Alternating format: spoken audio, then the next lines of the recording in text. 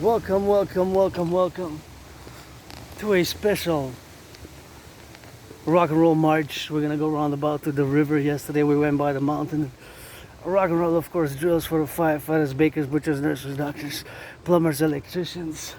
I was a bit on the moody side, but now I feel better when I got a bit out. Just stressed, financially stressed, but besides that, I know that others are also stressed and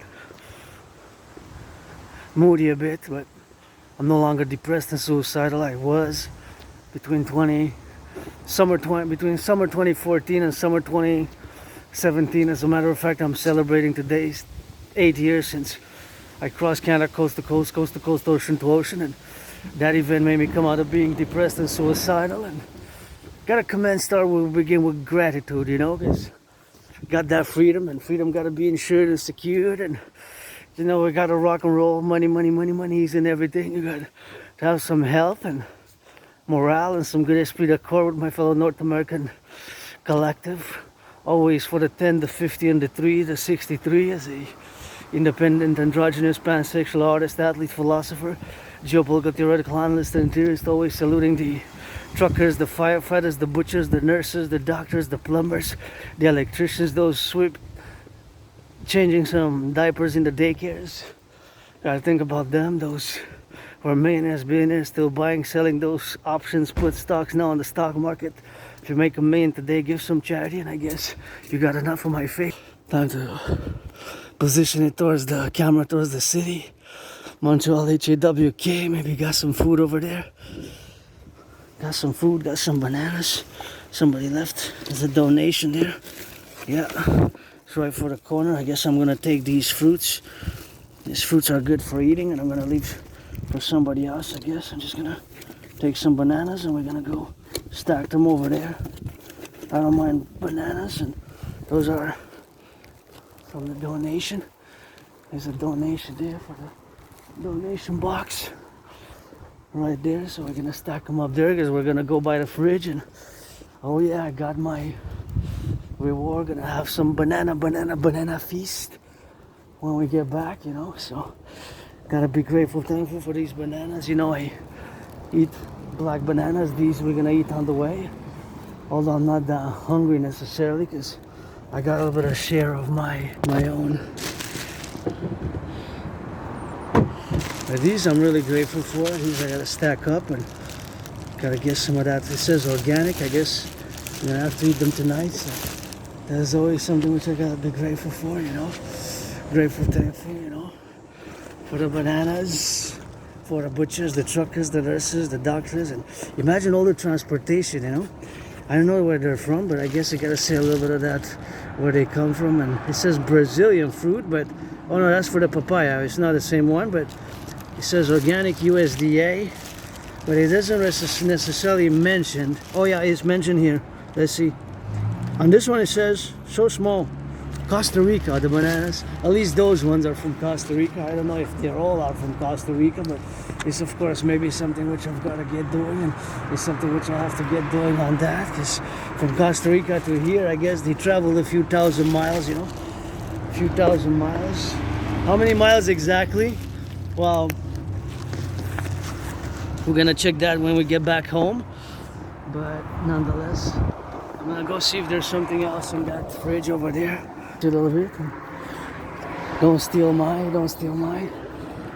Oh yeah, you got plenty of bananas there. See, somebody had put bananas and got some of those bananas, and we're just gonna change. We're gonna take these ones instead of those ones. So we're gonna take these ones, and these ones are nice. Look at that. So we're just gonna switch because it's safer for me to have those, and we're gonna take some pastry. And that's always grateful, thankful for that, and gonna have some of those. So we're just gonna switch a little bit. Got a grater for that, and we're just gonna switch the bananas. So we're gonna do a switcheroo. We're gonna take these bananas instead of the other ones. So those ones I'm gonna put back there, because otherwise they would have went to waste. So that is just what we're gonna do. And we're gonna do a geopolitics of bananas. The geopolitics of bananas. These ones we're gonna put back there.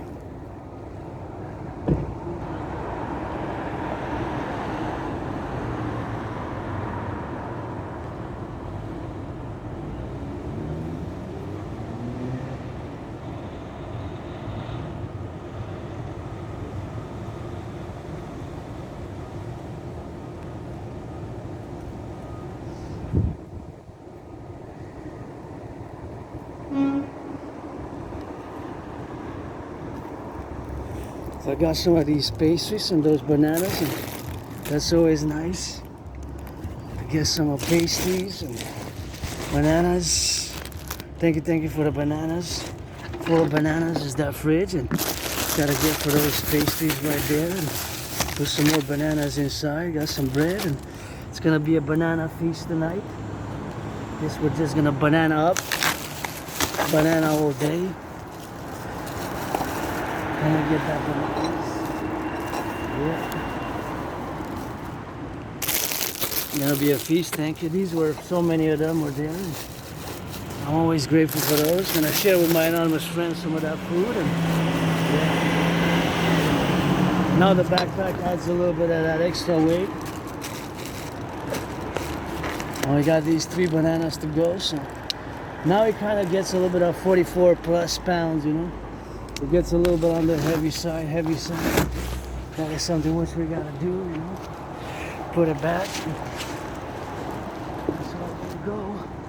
All the way to work out. Now we're gonna do a little bit more workout with that, and that is something which we gotta do, you know. And gonna eat these 3 black bananas. One's going bad, I guess, but this one has to be kind of composted.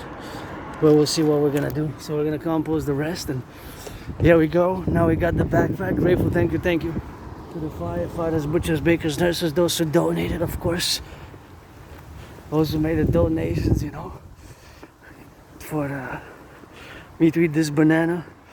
Oh yeah, the backpack now is gonna be a hell of a workout. I feel it already. It's got that more than 44 pounds. I guess the banana added up. And it's gonna be a little pressure on the backpack. And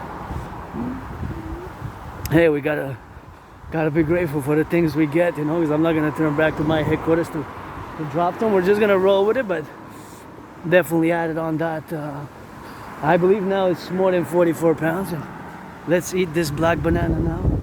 Thank you again to the donation. There was lots of leftovers there, bananas, and there was lots of bananas leftovers, lots of pastries and little buns, whatever the little buns were, and you know, even black bananas are edible. Like last time in the video, you see me eating that black banana, and this is compostable, so yeah, you can compost it. But imagine always, so it travels several thousand kilometers, right, for the banana to get here from, they said Costa Rica, but that necessarily doesn't mean that all of them are from Costa Rica, right? Somebody left a peel there, probably from that, the top. It's better if you put the peels by the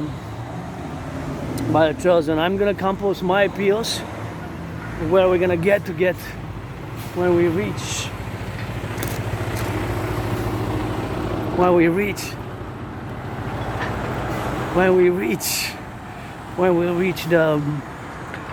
the falaise. Let's see.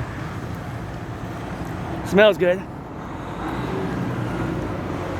Oh yeah.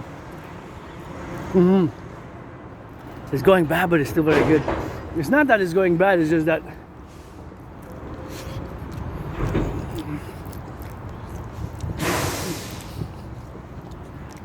it's not as fresh. But it's edible, of course.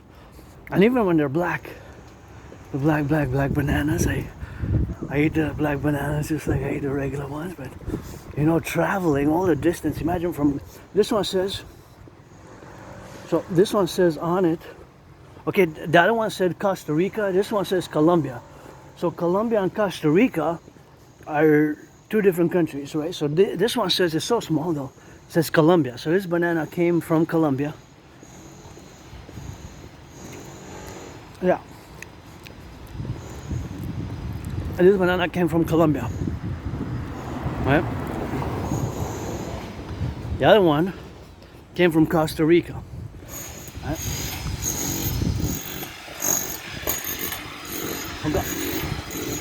From Costa Rica.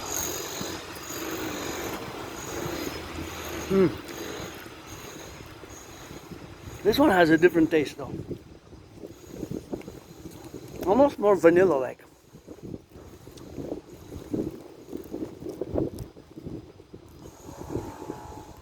Oh, how's it?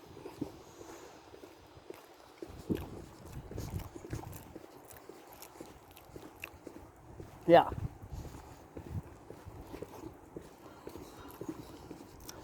Yeah, it's good. I'm grateful. I'm financially stressed, you know, so it's Wednesday, 27th of August already, and there's something which I have to be mindful about. That food security is so important just for me to, and all of us, to be able to work, to live, to do everything that we're doing, you know, on a daily basis, as I maintain a very active lifestyle, as I said, you know, that before for a few years, as far as my memory goes, because prior to spring 2014, it's like a blackout in my memory prior to, I have trouble remembering my life prior to spring 2014. So like February, March, April 2014, before that is like a blackout. But that is already long ago, if you think about it in terms of time sequence. It's already more than 11 years and 4 months ago, spring 2014. So I don't know if I was a junkie. Was I a junkie? Was I a junkie? Was I a junkie? Was I a junkie? Was I a junkie prior to spring 2014? If I did if I was an alcoholic, sometimes when you consume for an extended period of time, for a few years, alcoholic consumption can make it so that you lose memory, or hard drugs or trauma. I gotta retrieve those archives from the Jewish General Hospital where I went a few years ago. I guess more than 10, 11 years ago. I survived a vicious surprise attack. So I gave a deadline to go before September 11th or on September 11th. You know, so to go and to visit, to request the archives, because I was viciously attacked by surprise. Phil hit my head on the concrete, was bloodied up, was bloodied up, and had a dislocated right arm, right shoulder, and I went to the Jewish General Hospital. It was cracked back, crack, my right arm and shoulder, and I was put on some meds. I had my own psyllium pyre episode, and I survived, so I live with my scars, trauma, but I'm good at some things. I also have this neurological mental divergent condition known as Asperger's, so social interactions, social understanding of social nuance, social cues can be more difficult and hard for us. We have to be more expressively indicated by language so that we further be communicated feelings of others or certain social intentions, and unwritten social rules and etiquettes can be more difficult for our people with Asperger's, because we just don't have the same. So our brains is different, right? So our brain has mutations. So because of these mutations in the brain, of course, they're not protruding outside of the brain, but they're of course at the level of they're of course microscopic, tiny nano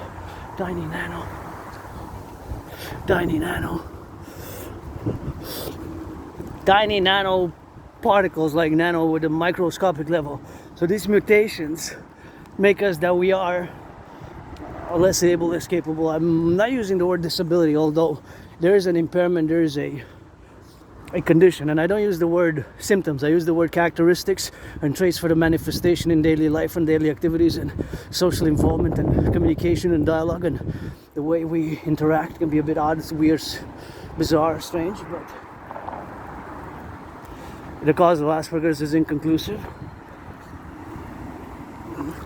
But we have our strengths.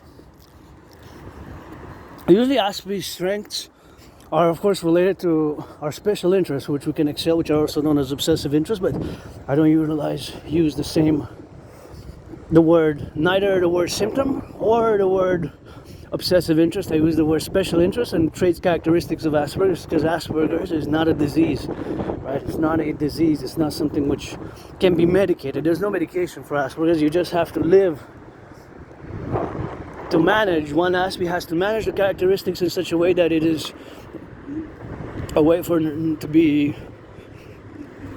us to build bridges together, whether the bridges are small, medium, large, extra large, those 4 types of bridges, because I use those categories, small, medium, large, extra large, in a way that is just like when you order coffee or when you go order fries, you might order a small fry or a small coffee, a medium one, medium size, large, and extra large. So one of those 4 categories, just like this bridge, was built, and it requires some brains and muscle to build bridges, and all the bridges across the 63, the collective North American collective civilizational conflicts, which are going to fuse in the Imperium. As I am good at geopolitics, and that is my special interest, and that's where I am at home in my universe. And I am an independent geopolitical theoretical analyst and theorist and philosopher and thinker and strategist. I develop strategies mostly for the North American collective NORAD and NATO, as you can see from my hundreds of videos where I discuss such theories such as the total mobile defense theory, which I do not totally diverge information, which is now sensitive to the binational Canada-United States joint North American collective security and wellness and well-being of our collective civilizational complex, of which North America, Canada, United States, and even further extended into Mexico partakes about. But my theories such as the CIT, citizen integration theory, the DRT, debt refusion theory, and the democratic fusion theory that I discuss more at length, and the TMDT, the total mobile defense theory, which when we add a fifth letter, the S, becomes a system. That means that we implement my total mobile defense theory, we put it into action and practice. So I'm good at geopolitics, rock and roll, sports, and fitness. Those are kind of my three daily trinity where my interests and kind of lie, and dancing is my favorite sport. And of course we categorize and we emphasize, of course, in all the characteristics and the social mannerisms where we are, to get, of course, the well-being and the wellness of an individual sovereign citizen with some other individual sovereign citizens which might not be neurodivergent, which might be seeing the same manner, because we see the world differently, right? So an ASPE, seeing the world through an ASPE lens, seeing that we see the world differently, it is not the same consequential where we are, of course, involved in. M'a juste pesé sur le piton. Oh, c'est toi qui dirige, ok. So that's the way we see the world, you know. See the world differently, and we have to get on that going for the world, and we gotta get it on the left and on the right, and we're gonna get it for now to. Oops. I lose my hat, man. I lose my hat, and so that's the way we see the world. We see the world differently, and we see the world through an ASPE lens, you know, and we have our vulnerabilities, but we're always, of course, implementing certain strategies, and of course it takes a long time to understand, and sometimes it takes more effort, and like we say here in French, we love our French language, and I always, if anybody wants some French lessons, I'm always willing to volunteer for the French language. I always say that, and especially to my American brothers and sisters, you know. If you want to learn some French, come see me, and I'll do you some French songs and French rock and roll, and we gotta, of course, always get a little bit of drill with that. And so back to Asperger's, is a neurological mental divergent condition which, of course, makes us predisposed to those special interests, and those special interests, it is something which we have, of course, to appellate in the instance prepositions where we are. Bonne journée à toi. So we got a little bit of that rock and roll, and always on the drill, and always on the mountain, and always by the river, and always geopolitics, always rock and roll, and always the situational complex where we are, of course, to integrate and appellate. Furthermore, the appellation where we have now, it is the consequential understanding, of course, that it is something which, of course, limits ourselves, which in certain social characteristics, social endeavors, and work, and of course, to understand fully that our work is not to be.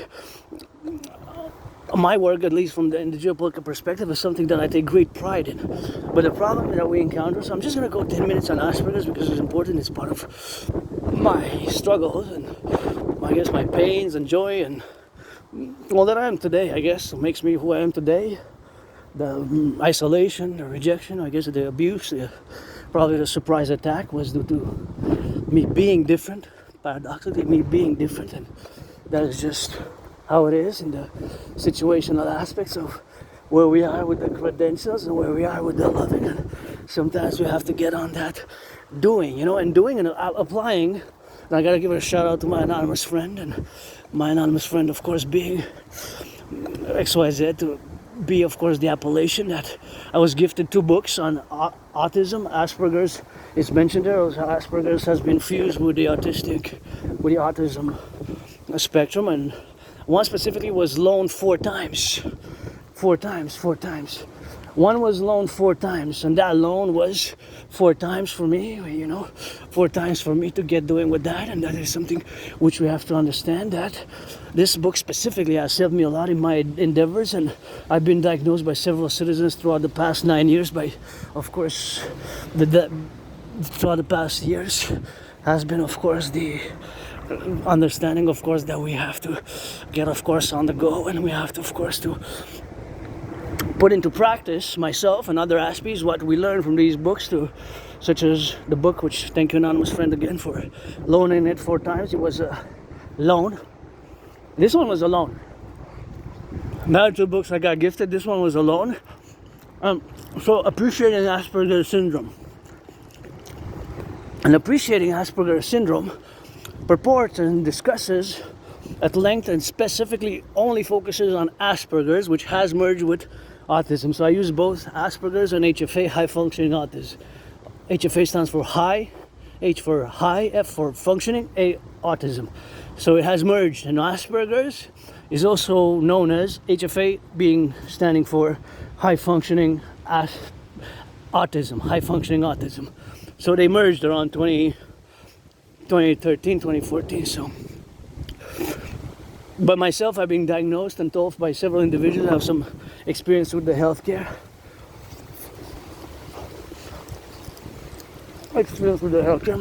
See, this is where the banana peels I'm gonna put, and because they are compostable. The banana peels are compostable. So that's where they're gonna go. That's where they're gonna go. But please, no plastic here. No plastic. No plastic. No plastic. No bottles of aluminum, plastic, anything like that here, because we're trying to preserve here. It's a place of preservation, It's a place of preservation, and I did volunteering in the past, and I do sometimes volunteering here, but sometimes I really have to just come and do volunteering with a bag and some gloves, just like I do on the mountain, because sometimes I find plastic and garbage, as you see for years and years on my videos, how much I pick up from the mountain, and sometimes I even get upset because I find it right at the top where the rabbits, the chipmunks, the squirrels, and the groundhogs are. And we're polluting that habitat atop the mountain. The headquarters of the dancing goddess and the dragon kingdom are coming Empire the 63, let it be soon. As of course, I'm gonna continue the discussion on Asperger's for 5 minutes, just because it's important for me to do so. Like I said, for more than 8-9 years now, I've been told by several individuals that that I have Asperger's, that I'm an Aspi, that I have these characteristics, traits, symptoms of Asperger's, and I always didn't want to accept the label, because it still was a stigma back then, still kind of is a bit, because it's this difference, that you're different, and in the workplaces, in other places, people, neurotypical is the majority of the population, the 99.56% of the population kind of course, know and feel or see this difference. Usually in a few hours or in a few days, you notice that we are different. Aspies, we're different, and we're neurodivergent, and we see the world differently, and thus certain things become more difficult for us. We do not fully understand and comprehend certain things of a social nature. It becomes more difficult for us, of course, to get it on to get on the same wavelengths. It's kind of like, think about it like an alien, because Asperger's is a tiny community. We are not a lot of people who have Asperger's in the world. It's less than 1%, less than 0.5%. It's about 0.44%. 0.44%, or that's a poodle. If it's a poodle and it approaches, I can actually pet the poodles, but actually the other ones give it a little bit of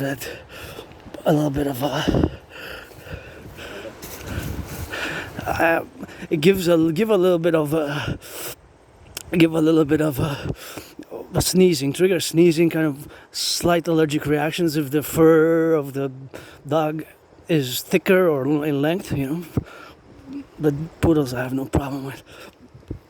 So of course, all that situational awareness, of course, we are in the well-being and the wellness of nature here, and I love animals a lot. I love hawks, and I love snakes and flora and fauna. I got a great love. I guess Aspies we have love, but I guess we express the love more by action than verbosity. I guess that's a trait of more characteristic of Aspie traits.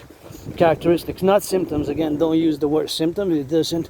It's not gonna help us to get really with finding much solutions to the question of empathy and compassion vis-a-vis how we, as neurodivergent, as Aspies, or as my fellow autistics, show compassion and empathy more by action than rather than consolation or verbal consolation or verbal remediation or verbal expression of empathetic comments or sympathetic comments which express compassion. Myself as an individual sovereign Aspie, I don't represent the whole Aspie community, and we're not a lot, it's less than 1%. But then again, we don't really show it we show it more as myself, or more if we can do something or give something or do an action, an activity, sort of support, then that's more how Aspies we kind of show our compassionate, empathetic side rather than by verbal consolation. And as you can see, if you pause my videos, sometimes, Aspies we are asked, how are you? And we might say exactly how we are. Like I might say, I'm okay, so could be better, and or I'm financially stressed. So, you're supposed to answer how that you're okay, I'm okay, you just like social conventions, our brains just processes information differently. These social things can come more difficult. So often in the past years, so when I was asked how I am, I really said I'm not so good. Or when I was depressed, I said I'm depressed, I'm suicidal, or not anymore. And crossing Canada coast to coast made me come out of my depression, and being suicidal, that was something which I overcame, 2017, between 2014 summerish till 2017, I would say from around there, with a few years of intensity, I guess, from summer 2015 to summer 2017 was depressed, suicidal. And I crossed Canada coast to coast, celebrating today 8 years since I crossed Canada coast to coast, and that event made me come out of my depression, and I stopped being suicidal and being depressed by crossing Canada coast to coast. That event made me have, during that summer 2017, in August we went by bus, 3.5 days by bus, me and my anonymous friend, and then came back in September. We went to Halifax by train, which was 25 hours and 44 minutes, 25 hours and 45 minutes, 25 hours and 44 minutes. So 25 hours and 44 minutes. I got the tickets. I'm auctioning them for $1 million to give half to my anonymous friend, and I got their tickets there. And that is, of course, something which, of course, we have to conclusively say and integrate in our whole being, that event changed my whole life. And I don't know, maybe I would have taken my life otherwise. I even got in debt, a few $1,000s because of that trip, but it was worth it, because I guess I am alive to make this video today and contribute geopolitically, because my contribution, of course, is also rock and roll songs, both French and English, and major sports fitness contribution by the creation of the workout which I created back in 2019 in October, which I'm very proud of that creation. I myself performed more than 372 sessions, a simple, effective workout training program which requires no equipment, which is not made to increase aesthetics, muscular aesthetics for aesthetic purposes, but it's made to increase general overall fitness, and it does, and it's paradoxically concocted, created to go hand in hand with the World War III scenario, whence we are parallel finding ourselves in. And basically, how have I said it in the past, super important to note and to take note that I predicted what's happening now. Back in October 2019, I predicted that there's going to be an international conflagration, aka World War III scenario, where the order will be fractured in geopolitical regions and there will be international conflicts re-emerging. Kind of a storm of the century in many ways. Geopolitically, I predicted that is going to come in October 2019. I have proof, I have the videos online, so I can back up by proof, because that's what I do and have been doing for years and years and years and years. It's geopolitical studies, analysis, and of course, consequentially, geopolitical theoretical development of strategies for the North American collective to, of course, reverberate coast to coast, ocean to ocean, such as the TMDT, which kind of predates that, to the total mobile defense theory. It was kind of birthed exactly during my trip when I crossed Canada coast to coast, and that event made me establish a strong esprit de corps with my fellow Canadians, Quebecers, and my brothers and sisters in the USA. If you don't know, you know that I also believe, I have a spiritual beliefs. God goddess it, God goddess it, God goddess it, and I believe in reincarnation. Sometimes was born a man, a woman, a woman, a man, a man, a woman, a woman, a man, a man, a woman, a woman, a man, and of course I was born in the USA 3 times post 70-76. 3 times post 70-76, once as a woman, twice as a man. When I was born as a man, I served in the same United States Armed Forces twice. 2 different wars, twice. 2 different wars, twice. The wars were 156 years apart, but I served in the United States Army, so that is something which has to be understood, has to be co-equivalated, and has to be integrated in all my work that I do, which is mainly artistic or geopolitical and partly spiritual, because I will to build the forgotten goddess temple back to Asperger's, just to know that it's not a disease. I'm not a disease. I remember in a few years ago in a workspace, I remember people in France saying, but you know, that's a disease, and that's a disease, that's a disease, that's a disease. No, it's not a disease. There's ASPE, brains are mutated, and thus we see the world differently. And because of this difference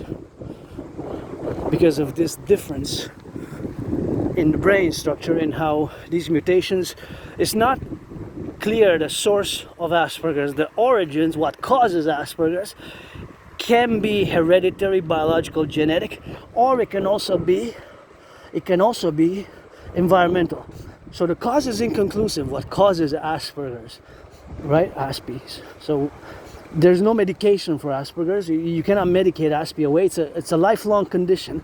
It's a neurological mental divergent condition, not a disease. It is a neurological mental divergent condition, and we see the world differently, and we process information differently, and especially when it comes to the social knowledge, social understanding, social of conventions. For example, personal space, right? To give you a concrete example, an Aspi might breach that personal space to the point of getting very close to a fellow citizen when in conversation, like 3-4 inches, and that person of course might feel alarmed and not comfortable, have a certain sense of insecurity, maybe discomfort, maybe experience it more negatively. So we have to be told to, like, can you just take a step 4 yards back away, 4 yards, or so we have to. And I always have to work on it, but I've been getting better these past years, since I didn't want to accept it for a long time that I have Asperger's, but about 3.5 years ago I did during COVID, and now I always click and say, oh, I'm too close. Aspi, neurotypical. I'm neurodivergent, and Aspi, neurotypical. Personal space, like when to speak, when not to speak. Those things are more difficult, and these way we interact can be, or not. For example, to know that a person might not be interested, I can go on and on and on for about geopolitics as I go for hours and hours and hours and hours. Even today, I was supposed to leave at 1, so I was supposed to leave actually I was supposed to leave earlier than 1, but it was so much in the news in relation to the U.S. Venezuela condition, the deployment of the National Guard, and the internal domestic U.S.-Canada relation, Mark Carney in Europe, in Latvia and Germany, and in other events that were happening, that I just looked at different news outlets, what was happening, the events, when I did a lot of analysis compared to my analysis back in 2019, did a revision, did a prognostication, did of course an appellation, and integrated the events concurrently with all my theories, the CIT, Citizen Integration Theory, DRT, Deadpool Fusion Theory, and the DFT, the Democratic Fusion Theory. Consequently, for everything that's happening, for the plateau of total security, total service, total defense, SSD, total service, total security, total service, total security, total defense, of which it is my plateau, versus the Dancing Goddess and the Dragon Kingdom, which is fundamentally a way to discuss the vision of the fusion thereof, of the 10, the 50, and the 3 into the 63 Imperial Republican Perpetual Union, to the creation of the 2 fundamental complementary covenant and cooperative institution, basically fundamentally PPP, public-private partnership institutions, consequently the Dragon Army, aka Imperial Integrated SSD Legion, and the Dancing Goddess Army, the DGA, the Integrated Imperial Dance League for the environment and nature, and the other one for total security, total service, total defense, total security, total service, total defense, coast to coast, ocean to ocean, which requires a mass public-private partnership. And that is, of course, a major geopolitical development, what I call implementing the strategies for the bipolar strategies, not to be confused with the psychiatric psychological condition, but the bipolar strategies for the total BDD, benevolent dominance and dominion of the North American collective, the total BDD, benevolence, dominance and dominion of the BDD, benevolent dominance and dominion of the North American collective, inside, of course, integral inside for the total BDD, benevolent dominance and dominion of the North American collective as a fused unit. I'm going to discuss that furthermore. I just want to finalize on Asperger's. So it's not a disease. That's where we have to start. It is a neurological mental divergent condition. Thank you to my anonymous friend who gifted me those 2 books and rented for me 4 times because he was alone. A great book which I read several times, especially some chapters. It's called Appreciating Asperger's Syndrome, and that book also opened my eyes of how I am vulnerable because of not getting certain things, not understanding certain things, being different in certain manners, how it opens us for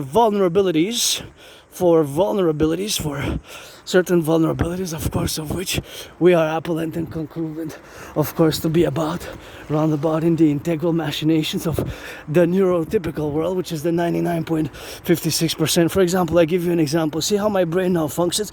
I see that truck there. I know that that truck is going east, and that truck is going west. So that one that, I think it says Medlog on it, that one's going west, west, west. I'm heading west now, and the other one parallels are going east. So now I'm turning the camera east, east, east, east. Beautiful clouds down east. And now that's west, west, west. And that's south, south, south. And that's north. So I'm marching, taking these steps west, west, west. And that truck is going west. And integrally, this is a geopolitics one-on-one, because our truckers, I hope they're well and wellness and have a great esprit de corps and joy. They're integral to our North American collective civilizational complex, well-being and wellness, and of course having the rebuilding of the highways and the mass financing and the highways, the transportation routes and our supply chains are a major geopolitical point of operation, point of pivot, point of course, potential sabotage and espionage by foreign actors, hostile, or even, of course, by governments who have become hostile to us due to what I call the DMAA, which I discuss as a theory which I need to be discussing. And of course, it is something that I've discussed in the past, and I have to dedicate full hours just on that. If you want a finance commission just on the DMAA theory, the direct military assistance or action, as it relates to the NATO complex and vis-a-vis all the geopolitical world which exists inconsequential with all the other institutions and organizations, but it's more relevant to the military action rather than diplomatic ones, although they're interconnected. But the DMAA theory, to summarize it, is that due to direct military action or assistance of NATO member countries or by the NATO and a North Atlantic Treaty Organization, NATO military alliance as a whole, that has potentially created hostile outside forces and regions, and even, of course, made it that transnational criminal organized groups are, of course, becoming hostile or have become hostile and antagonistic to the point of taking direct internal action into the NATO internal NATO countries, of which Canada we are, of our 32 countries, right? So our logistics are totally dependent, or we're dependent and interconnected. For example, the trucks, those that are going east, that are going west, they might be carrying some butter, some cheese, some bacon, some eggs, some romaine lettuce, some goods, some durable goods, some edible goods, especially edible goods, right? Because edible goods are a major part of what we need for the North American collective civilizational complex continuity, right? To continue our civilization, to continue our complex. It is something which is greatly needed, right? It is something which we absolutely need, consequently, which we absolutely need. For example, and this is just one point event here. Montreal is the second most populated city in North America. Think about it now. At this point event, there's X, Y, Z amount of trucks going east, going west, going north, going south, going north, going east, going west, going south, across the 63. How many trucks you think there are carrying bread, carrying cheese, carrying bacon? Because we stacked in some bananas we can integrate, and I could commission a work to specific work. I could do the geopolitics of bananas. The geopolitics of bananas. The geopolitics of bananas can be a major work. And now gotta salute our train conductors. Thank you. And you see, this is a freight one, and we need to build new ones. Mass investment, public-private partnership. We need to build new ones. We need a mass renewal of our trains, of our planes, of our collective infrastructure, which includes the trains. So that train might be carrying barley, wheat, oats, grains. Please don't leave that there. That's also because it can fly away. It can go in the window of the train conductor, because I saw his arm, his or hers or their arm, and there it could have flown away. See, there's a bit windy, and it could, could cause, just recycle it. It could cause certain damage, and we have to have some public safety, and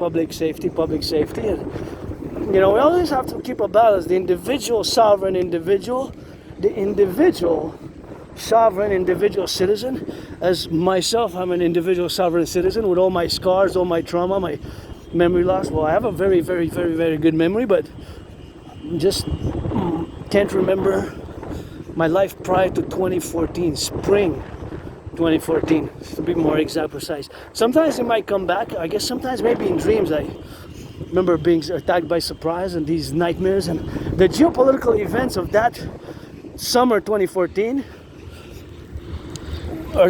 and afterwards it was related to the Islamic State terror group, which now has seemed to be resurfaced. And I remember even afterwards I had to do a citizen security, public security intervention. A citizen public security intervention is related to terrorism. That there was a newspaper here in Montreal which had freely distributed Islamic State propaganda, in which I took it, of course, to the offices of the RCMP, and which is our federal co-equivalent of the FBI, and of course I did other work in relation to security and national security, which is most of my theories contribute not just to national security, such as the CIT, Citizen Integration Theory, geopolitically, but also binationally. It's mostly binational, Canada, United States, OS 4 to 63. So my communications and my dealings with CSIS, Canadian Security Intelligence Service, CSIS, which is kind of the equivalent of NSA, CIA, NSA in many ways, in relation to terrorism, because I found right in the open a few years ago, a propaganda, like 9 years ago, propaganda for the Islamic State, maybe 10 years ago, 9 years and a half, 10 years ago, on behalf of the Islamic State, right in the open, calling people to support and to attack partisans, to attack us here. This is for recycling, that's garbage. To attack us here. To attack us here. So that was kind of, I still have goosebumps now when I speak about it. I think maybe that's why I survived to save others, I guess. I always say, maybe if somebody would have followed that newspaper, would have attacked, maybe they would have killed a family. A mother and a father with a family and 2 children. Maybe they would have killed the mother and the father and 2 children, 4. They would have said, they would have read that newspaper, got an alarm, propaganda, they would have pledged their allegiance to the Islamic State. Of course, my call to the pledging of allegiance to our dream, our perpetual Imperial Republican Democratic Union, the 10, the 50, and the 63, to fuse Canada and the United States, because my brothers and sisters, the king is absent, but with the values and the love and the freedom, the love, and it's not all about the land of the free and the home of the brave. And here Canada, we're the true north, strong and free. We gotta add some loving, some love and some justice. I got it tatted up on me all the time. And here, look at this beautiful sky here. I love coming here. I got my smile quadruples when I see the beautiful blue sky, when I meditate on the fact that there's work to be done. And although myself I'm financially stressed, I'm always open for business. And now I'm going to discuss the 3 main problems that ASPs encounter. So ASPs. Of course, the problem that ASPs encounter is, of course, these 3 main problems. Due to our difference, which paradoxically, Aspies in the field of interest known as special interest, myself being the trinity of special interest, which I preoccupy my holy activities, daily ritual routines. My daily ritual routines are usually involved around studying, doing geopolitical theorizing, revisions of geopolitical events on a daily and the past, and consequently bring them up to date. And of course, sports, dancing being my favorite sport and fitness activity. Dancing being my favorite sport and fitness activity. And rock and roll. I always rock and roll for the truckers on the road. I ain't got much for $1, but I see a B on the yellow and the truckers going east, west, north, south. Thank you, truckers. Rock and roll for you. I gotta say, love, you gotta make some money and some bacon. Gotta give some cheese and there's some lake. Gotta get some cheese. Gotta get some bread. Gotta get some bananas, what I said. Oh, because they can turn right. I see what's going on and somebody's on the lane and the other person wants to turn right. I see there's the flash. I get it. Why I understand why they're honking, because the green light is not for me. I said maybe I thought they were honking at me. I said, what is the weirdo? What is this weirdo with the red backpack doing on? And that is something which we have to do. And yeah, it's because they have the right, see? So they're supposed, if you stay on this lane, you're supposed to go on the right side here. So that's why the person is honking. See there? It's on the right side. So when you're on this lane, now it's going yellow. So I understand why they were honking. Because when you stay on that lane, you're supposed to take on the turn. But anyways, I guess some patience, maybe they didn't know. And sometimes things we don't know, and we have to be careful, you know, in traffic, and there's a lot of stress. I don't drive, I drive these steel toe boots and my running shoes. Thank you, my anonymous friend got me the greatest green running shoes ever. And see, they're going towards Montreal east and they're going west. And but at this point in time here, there's a major point of the rush hour approaching, and this is a major part of the highways which connect different highways for the island of Montreal, HAWK, Hawk Island, Montreal, Metropolis City, or 2.5 million people. But integrally all across North America, there's hundreds, if not thousands, of trucks. How much kilos or tons of bananas are there now being transported across North America? I'm carrying about, I don't know, because I didn't just take for me bananas, I took for my friend. Just got to clarify that I took for two. Everything that I take from that fridge I share with my anonymous friend, like 50-50. If I make a me and a B and a tree, I'm gonna get a 50-50. But that is of course something which has got to be on that sharing also. But I'm not totally selfless, and you know, I've been craving a massage therapy session. Even today, I didn't want to feel sorry for myself. You know, I said, hey, I'm still craving a massage, and you know, I got the solution, friends with benefits only. So you gotta be 18 plus though. So I still was a bit upset because I was a bit sore. But then I said, hey, I can take a bath, so I can bathe. So if I can take a bath, then I guess I can satisfy my muscles, because it's just for muscles basically. Oh, this one I gotta press. Just for muscle soreness. So I was a bit upset because of that. But besides that, financial stress. So back to Asperger's, just to conclude. Aspiness cannot be medicated. You cannot give medication to Asperger's. It's not an illness, it's not a disease. We just have to work with the characteristics. And of course, sometimes it's more difficult. You have to build different bridges, whether small bridges, medium-sized bridges, large bridges, or extra large bridges. So those bridges have to consequentially be built in different ways and across different levels of our interaction. Well, those bridges have to be built, right, with different individuals. The main three problems which we have are these Aspies encounter: lack of friends. Aspies, we don't have lots of friends. I really don't have many friends. I made lots of friends. It's just maintaining them long-term friendship. Long-term friendship is difficult. Long-term friendship is difficult. Long-term. So extending and being friends for a long time between Aspies and non-Aspies is possible. Between Aspies and neurodivergent is possible. However, of course, this possibility is sometimes extended or not, depending on the consequential understanding and how we relate, of course, to working on the characteristics which make us different. So this difference can sometimes be seen in different ways that we interact sometimes with each other. are not the same ways as we interact in this communication levels, and how we might interact with somebody else might not be the same way as, of course, we interact between when we discuss our special topics. So in the discussion of the special topics is, of course, those discussions, of course, where we have, of course, to understand fully that this aspiness traits, of course, understanding, of course, aspi traits is, of course, the characteristics where we are engaged in the life affirming actions, where we are to state and make our statement, of course, that these characteristics are, of course, appellant to the convergence, of course, of all our forces as aspies. And we three, of course, three characteristics or three problems which aspies encounter. So the three main problems which aspies encounter are, of course, lack of course, lack of friends. Lack of friends, and this lack of friendship is, of course, something which, of course, one has to appellate and consummate, of course, internally and fully, internally and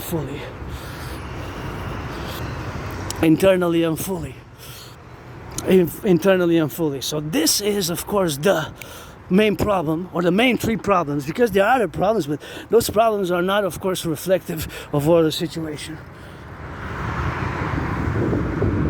See, that's made in Canada. Nav Canada, communication. Sometimes they're made in the US.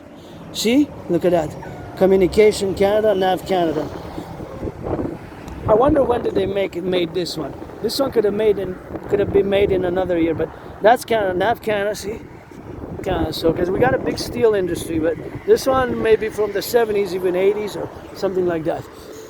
Whatever the case may be, I always check, because remember in about a week or two ago, we were filming and it said made in the USA. It said made in the USA, and it's on camera. So that's why when I saw Canada there, I was wondering the sequence of the time relevancies within the time and space were those which I saw in a few kilometers, miles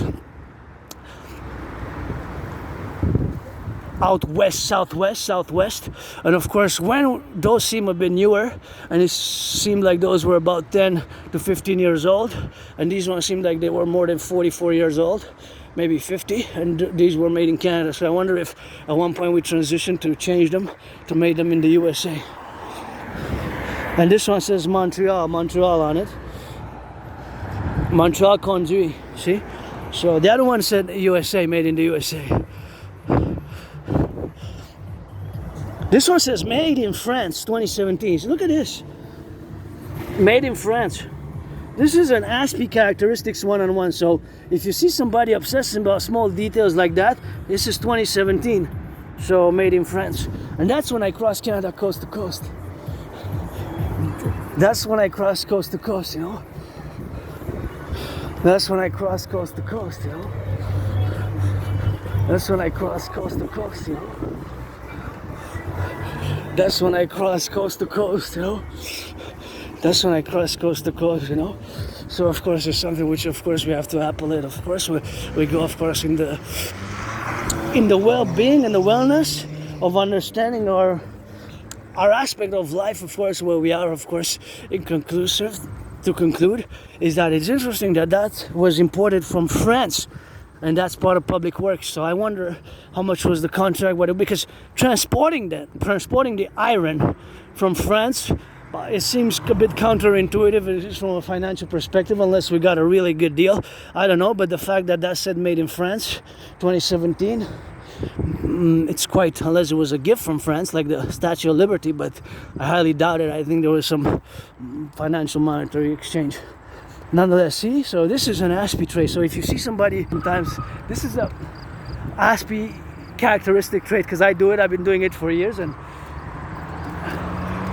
you might see myself or somebody just inspecting an object in the store, whether a can, a bag, or something with a chocolate bar, or bag of chips, or a can, or some other item in the store, and we would, for maybe a minute, we would just inspect it like this, very close to the eyes. So we're looking at details which are written sometimes very small on the object. It could be numbers, sometimes it's numbers, 4 digits, for example 1984. It could be whatever number, I'm just saying 1984 like that, but or it could be 1989, it could be 1978, it could be 1963, 1961, it could be 2010, it could be 2025, etc., etc., etc., etc. number. So those numbers might actually be an internal corporate classification of where exactly that processing plant labeled and stamped that product in a state or a region. It might have a purpose. So the number might have a purpose of classification.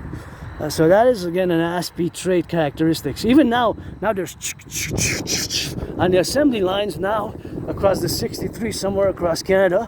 There's, for example, cans being stamped with tiny small numbers or different products or items, and that is relevant to that specific location, whether in a state, in a city, where that particular factory or plant which is manufacturing and has those assembly lines. It could be lots of different items, so many different items that are made in Canada and the United States, which if you notice, sometimes you didn't even notice. Like last time I mentioned that to my friend, and my friend said, I never freaking noticed that before those numbers existed, small written on the products.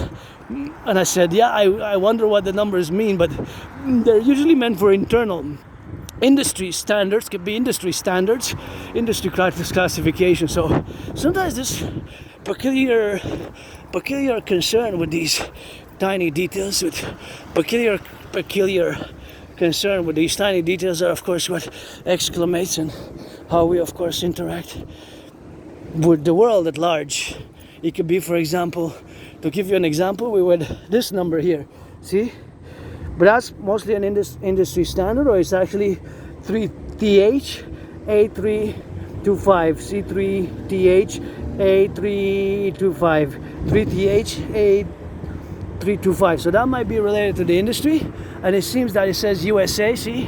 USA A325, and it says USA on it. So these bolts were made in the USA as these bridges. So we got to build bridges between ASPEs and you fellow other citizens, us, the 0.44%, and you, the fellow other citizens, and you, the other citizens.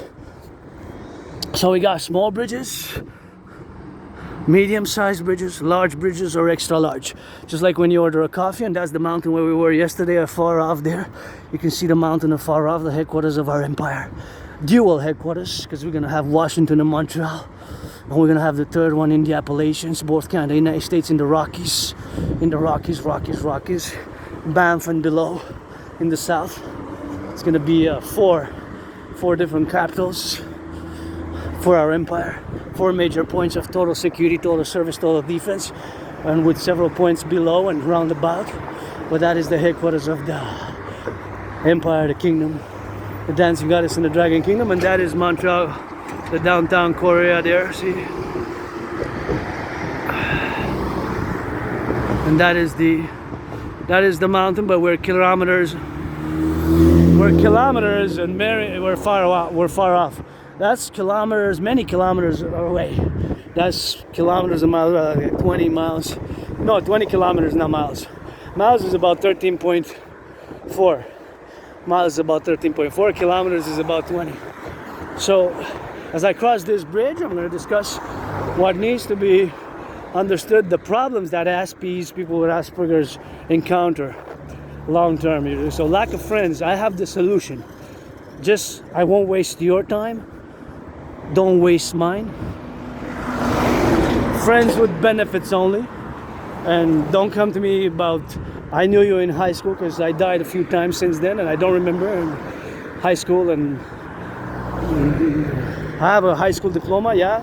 I have documents and some journals. I can't find a birth certificate, but I have journals of my life prior to 2014 spring, because my memory before that blacks out. I used to live on the island. I lived on the island in Côte des Neiges. On the island in Côte des Neiges, you know. I used to live on the island in Côte des Neiges, Citoyen, in a small, tiny, it was like a prison cell. It wasn't really a prison cell, but it was so tiny, small, and it had lots of mold, and it was like a small place, and had lots of mold. It was basically I didn't even have a kitchen. It was in my room, and the bathroom was so small and moldy, and I didn't even have a bathtub. I'm glad I have one now. I didn't even have a bathtub. I didn't even have a bathtub. And I left. I moved in summer. I thought it was 2016, but it seems that it was 2015. It seems that it was 2015. 2015 was still 10 years ago. So I moved where I'm with really nothing, and I really even have anything. I guess I carried with me what I had that was like a high school diploma. That was some journals of my life detailing some events of my life prior to 2014, and some other poems and geopolitical writings, and some theories which I concocted, and some other things which I had. But besides that, I did not have. I really had nothing, and I suffered. And the main problems we have is, for Aspies, lack of friends. For me, I have the solution, because I'm more solution based, and friends with benefits only, or pledge your allegiance to our family, support the dream, pledge your allegiance to our family, and of course, parallel to that, the other problem we have is lack of friends. We also have the problem of high unemployment rate, which is totally unacceptable. This is totally unacceptable for Aspies, my tiny small community of neurodivergence. For Aspies, the unemployment rate, listen to this, is at more than 80%. Can you imagine? 4 out of 5, more than 8 out of 10. No other community has it higher than that. So no other community has it higher than an Aspie unemployment. Very few. Tell me a community which is a minority of a community, which has higher than 80%. 80, 4 out of 5, 8 out of 10. 8 out of 5. 8 out of 10, 4 out of 5. 80%, more than 80% of Aspies are unemployed. And myself, if you look at my employment, I had many jobs. It's just keeping the jobs is more difficult, because socializing is more difficult for us, right? So when it comes to socialization, things such as, for example, gossip, our brain is different, so we might block. We might not know what to say. We might block because we will think about solutions and what does the person have to say, and then discern with our Aspie brains, and we might block. We might not be able to engage. For example, I never bought from recent memory, 11 years and 4 months, I never bought a gossip tabloid, like People's Magazine. I never bought one of those myself. I never purchased one of those. I never purchased. Sometimes I open it, I look at it, but just to kind of see, but it's things which our brains, social things, can be more difficult for Aspies. Can be very difficult. So we tend to face isolation, and some Aspies more than others. Of course, as individuals, part of this tiny community of less than 1%, but the unemployment levels is really a horrible situation. 80%, 4 out of 5. Another problem is high depression and suicidal rates. 9 times higher than depression and suicidal rates for Aspies. 9 times higher. Unemployment is 11 times higher. Unemployment is 11 times higher.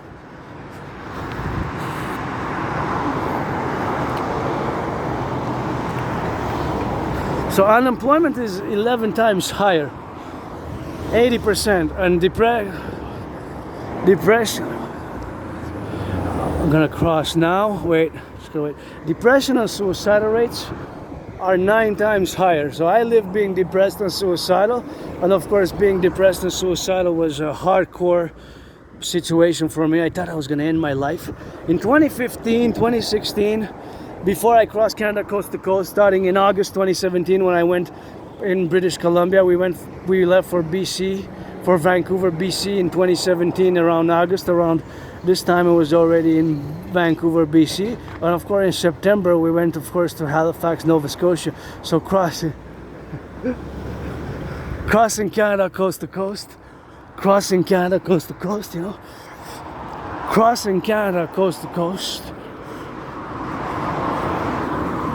Yes, that's a little long. Crossing Canada coast to coast. Crossing Canada coast to coast. Made me come out of being depressed, and that event really changed my whole life. I established a strong esprit de corps with my fellow Canadians, Quebecers, and North Americans. Always for the 63 who I consider family, and all ALL who come to join us here. What a beautiful sky.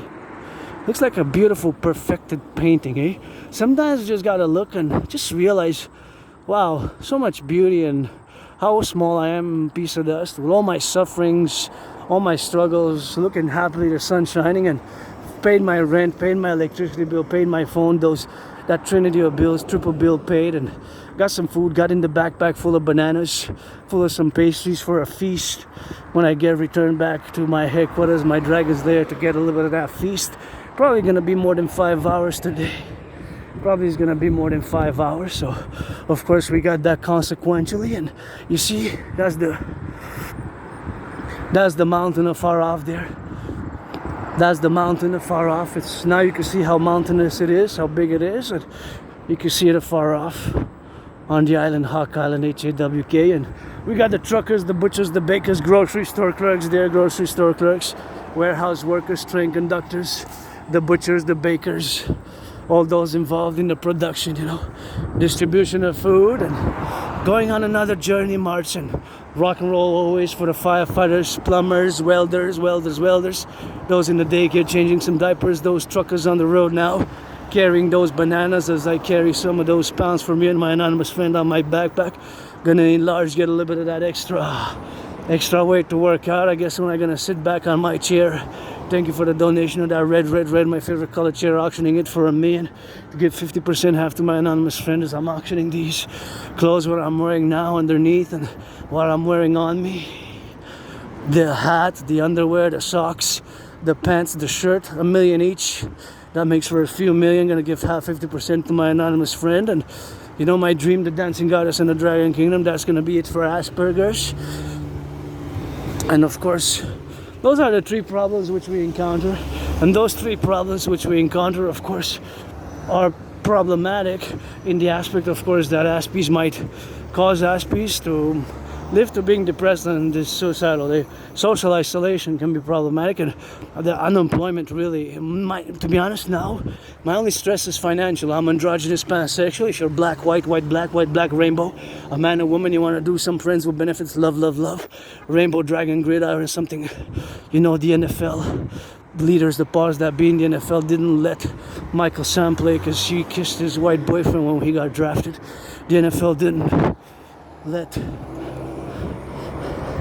Michael Sam play because he kissed his white boyfriend when he got drafted. The NFL didn't let Michael Sam play because he kissed his white boyfriend because he got drafted, but they can come kiss some rainbow dragon with your truly androgynous pansexual. I'm not sexually frustrated. If I would be, I would discuss it. I would discuss it, but you know, I'm gonna watch, so there's no children, youth. You gotta be 18 plus, eh? You gotta be 18 plus. We gotta play at 18 plus, just like when you go buy some liquor, when you go in a club, or when you buy some alcohol. Or here in Canada, we legalized that cannabis, and cannabis, it's legal since 2019. I don't smoke much myself. I still have actually for more, I think it's gonna be more than 3.5 years ago.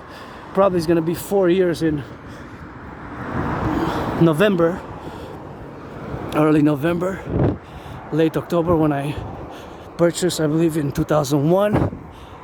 So I still have leftovers that I didn't smoke. I smoked a little bit, so I still have from, I don't know if it's still good or not, but it's legal since 2019, so you can buy legal coast to coast Canada, all the 10 provinces and the 3 territories, which are going to turn 13. We're going to have this 50, make it for 63 together for the perpetual Imperial Republican Democratic Union. As a democratic republican, you get that 50-50. Sometimes you got to make some compromises. A universal revolutionary centrist. My revolutionary centrism is tied in my universal revolutionary centrism is tied hand in hand with the North American Collective, or what I call the Great North American Collective Civilizational Complex. This has to be recycled. The Great North American Civilizational Complex, of which Canada, United States, and even Mexico, and even the islands, of course, Haiti, Cuba, Dominican Republic, and some even go longer. They go deeper south, including Panama, Costa Rica, El Salvador, Guatemala, Honduras, until the tip of Colombia, Venezuela, until the tip, right? Colombia, Venezuela. So some include those countries. I can go, although I kind of consider mostly primarily Central America, that being Central America, but I don't mind extending South America to include those countries. I don't mind making that compromise, because sometimes we got to make those compromises. So the North American Collective, but then we would just split into North and South. But from us, we're the true North, strong and free. So in many ways, we're gonna merge the true North, strong and free, which we're gonna add some LOVE to that, and just, righteous. And with the South, the land of the free and the home of the brave. But it's not enough to be free and brave. You gotta have some love and some justice, and now we need a lot of rehabilitation for my brothers and sisters who've lost their liberty, of course. We need to get the North American Criminal Rehabilitation Act, the Imperial Criminal Rehabilitation Act. And we need, of course, not just to get the Imperial Criminal Rehabilitation Act, but of course the Imperial Criminal Rehabilitation Act with the Imperial Citizens Rehabilitation Act by social housing and healthcare, and people who want to get out of a drug abuse situation, whether they have a certain, I don't know if I was myself, because sometimes memory loss, maybe that would explain either the trauma, the scars, or nightmares and being attacked by surprise. Maybe prior to spring 2014, maybe I was a junkie, maybe I was an alcoholic for like 4 years. If I drank every day for 4 years, sometimes after you stop drinking, you have trouble remembering memories from before that disease or being alcoholic. Usually some alcoholics, after they get out of booze, they lose memory. Maybe the alcohol, maybe I was a junkie, I lost, of course. The consumption of drugs can also cause it, hard drugs, and consuming alcohol, being an alcoholic. So if I was an alcoholic for a few years, and if I drank, or if I did drugs, or that trauma, all that combined, maybe that's why I have trouble remembering my life prior to spring 2014. But that's already more than 11 years, 4 months ago.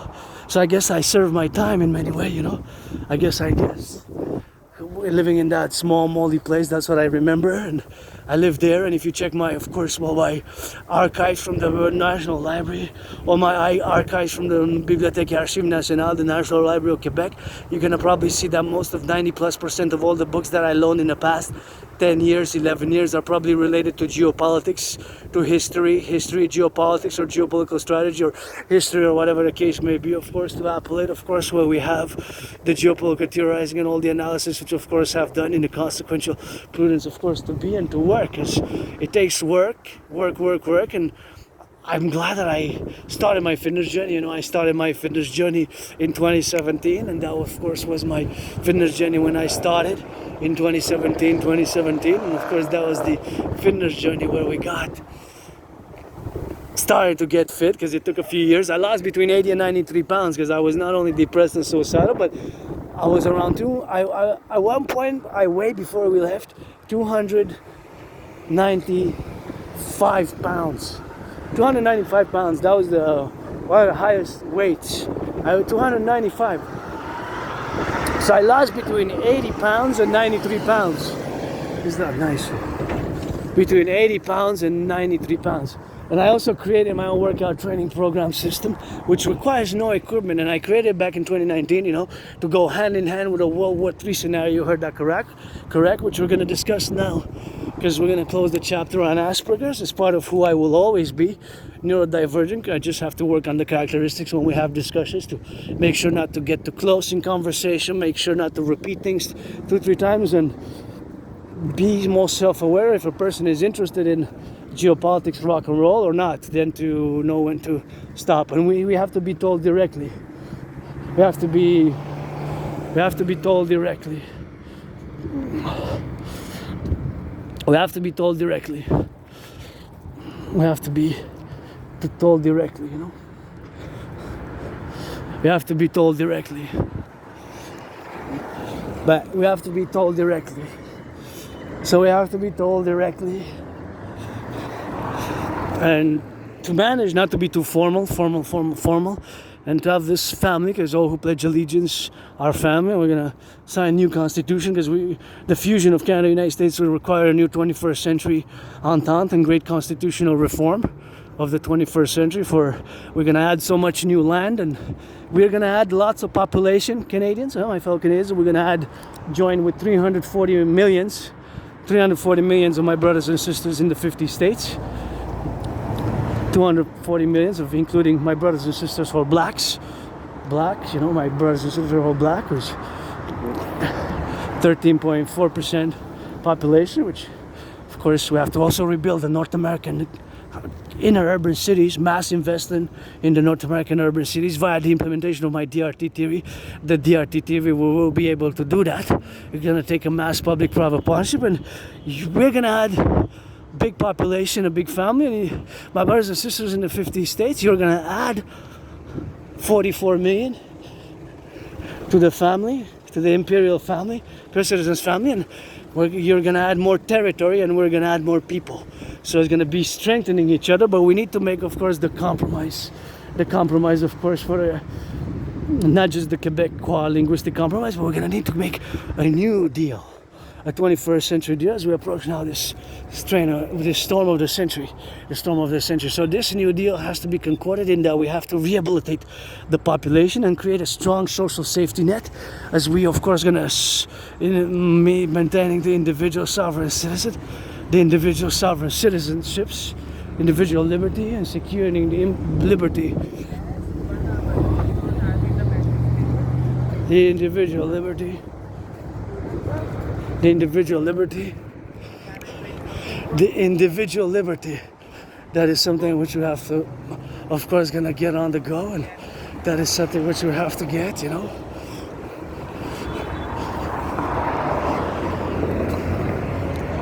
That is something which we have to get.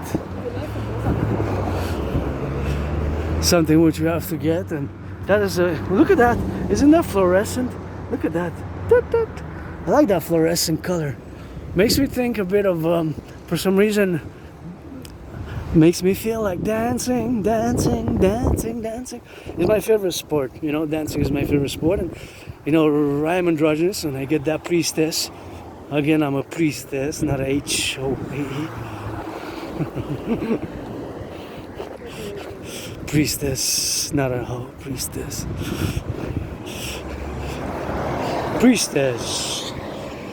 Riding the dragon, 2-in-1. You get Adrian Hanna dragon, and we gotta get some loving, you know. Gotta get some love, you know. And I always admire, there's something I like about these ones, new ones, okay, but that one, something that I really love about that building. The architecture, maybe it's the reddish burgundy, and you know, I got a thing for cranes. I just love cranes. Crane operator, gotta be saluting crane operators. Got those cranes operators, and hey, crane operators, you know what? You rock. You know what? Millionaires, billionaires, NFL, NHL, NBA, MLB, powers that be, who didn't let Michael Sam play in the NFL because he kissed his white boyfriend. Give some donations to finance the public workers, those who pick up the garbage across the 63, you know, the compost, the recycling, the compost. I worked on in 2018, 2019 on the compost projects. I was helped bring it in. I was compensated financially. I had a few months of work with that. The compost, the recycling, and the garbage, the sanitation. I got those 3 services weekly, and public works is major importance, and those who pick up the garbage, super important. Those who pick up the garbage, sanitation workers, super important. Please, NFL, NHL, MLB, NBA, give them some tickets so that they could afford it, or reduce the ticket cost, but also give finance for the firefighters and the nurses in the public, and those pick up the garbage. Those three billionaires, millionaires of Canada, finance them a massage therapy sessions. And I discussed yesterday, I will address it today, the Imperial tourism protocols for the public-private partnership for establishing a strong imperial esprit de corps by the financing of tourism activity and across the 63. And we need to finance that in the 21st century. That's partly inspired on some of my academic scholarly protocols, which I've written after crossing Canada coast to coast. And we got to salute the train conductors, the hotel operators, hotels, motels, and the fast food workers, which we're going to open because we're going to finance our imperial citizens 4 days every 3 months, every season. Basically, we're gonna get that 4 seasons, just like in Montreal, Huckle got 4 seasons. Every season is gonna be financed 4 days, so it's gonna be per year. 4 times 4, that's 16. So each year, whether you take it every 4 days or you accumulate it and take it twice to 8 days, or whether you take it 16 days, is gonna be available as we're gonna have the Imperial Citizens Wellness Ministry, Imperial Citizens Wellness Ministry, Imperial Security Service and Defense Ministry, an Imperial Love and Citizens Affair Ministry, and the Imperial Financial, Economic and Commercial Ministries. Basically 4 main ministries of the 63. 4 main ministries of the 63. We're going to have 4 main ministries of the 63, and it's going to be based on democratic republicanism, aka universal revolutionary centrism, which, to get acquainted with my philosophies, ideas, and theories, you have to go back to formulation and back in time to my videos. So back, of course, back in 2019, or even before that. So these predate in time. To a long time ago. All my theories, here, gotta watch it. Crossing the street, sometimes just check it, because sometimes you get the brakes don't malfunction. The brakes malfunction, or the citizen presses the accelerator, and you of course can be careful for when you cross the street, not to be hit by a truck or by of course an autobus, and of course something which of course we have to be, because you have to be. And of course you have to understand fully that the brakes sometimes malfunction. And this malfunctionality can be of course appropriate in the conditions where we are fully understood that they can malfunction. So turn your heads left or right, and the citizen, of course, driver might press the accelerator instead of the brake, might press the accelerator instead of the brake. So that is always a constant which you gotta be super fluent about and super engaged, because in the public I have myself added responsibilities, duties, and obligations, which are not the same as if I would have stayed home, right? If I would have stayed home, they would have not been the same. So that is, of course, certain the plurality, of course, which we have, of course, to be in the constituents where we, of course, we got to get it on the go, and we have, of course, to implement all our dynamics, where we are, of course, socially aware, and it's not just for myself as an individual sovereign citizen, but it's also for the majority of the population, of which the constituencies of the North American Collective make it so that we have this double engagement. They're not going to be too scholarly about it or too academic about it, but in other words, we have added responsibilities, duties, and obligations, which of course they're not the same if I would have stayed home. So staying home in your underground layer, it's not the same as when you step outside, right? You're still an individual sovereign citizen, but with added responsibilities, duties, and obligations. And up to a certain points in time that you have, of course, the characteristics, of course, where you do engage and do fully know and are aware that certain things are to be said, or certain things are not, of course, to be fully understood of in the constituencies of all the elements where we are now in the public that we got. Of course, I wish I could paint this. This is so gray. Just some blue, some yellow, some purple. Look at that. I'm willing to volunteer public embellishment. We need to embellish our big cities, and big cities to re-embellish, reformulate, or big cities where we have to paint. See, this is so gray here.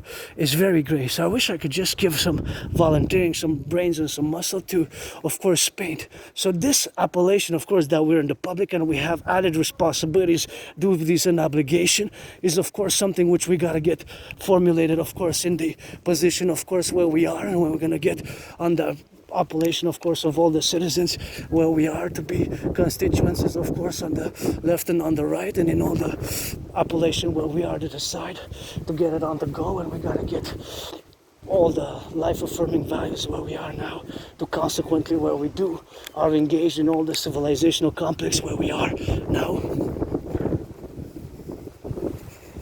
Yeah.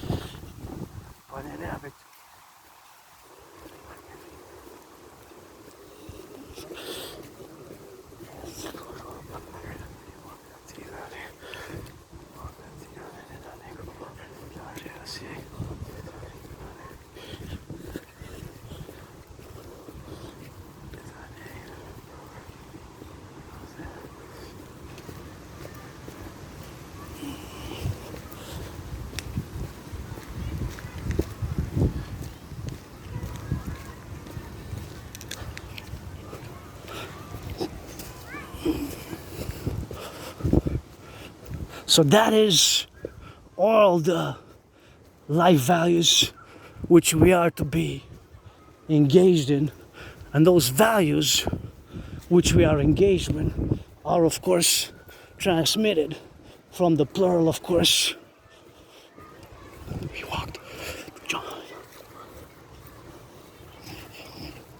Which are to be transmitted in the side of the things where we are involved with, to get, of course, all the appellations where we are, to get the dictums on the life-affirming values that we are also vulnerable in the public.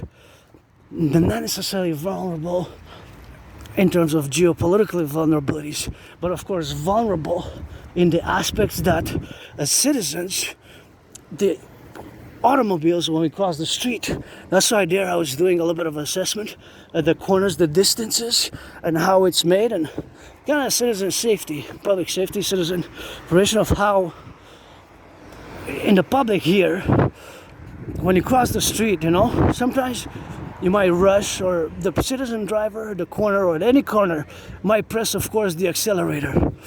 Might press the accelerator.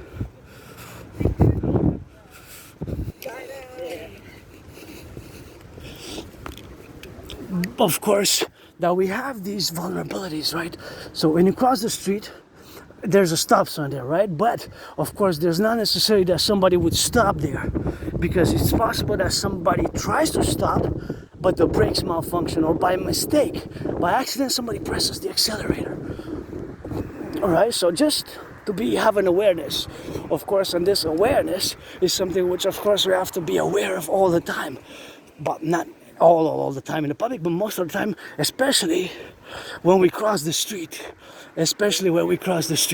So crossing the street here, for example, so this is a concrete example. Crossing the street here, see, the citizen stops there, but what if the brakes malfunction?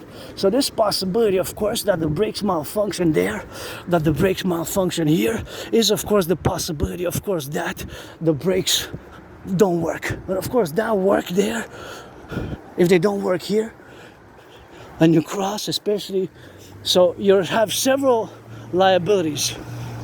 So the liability is, or the vulnerability is, the slower you go also.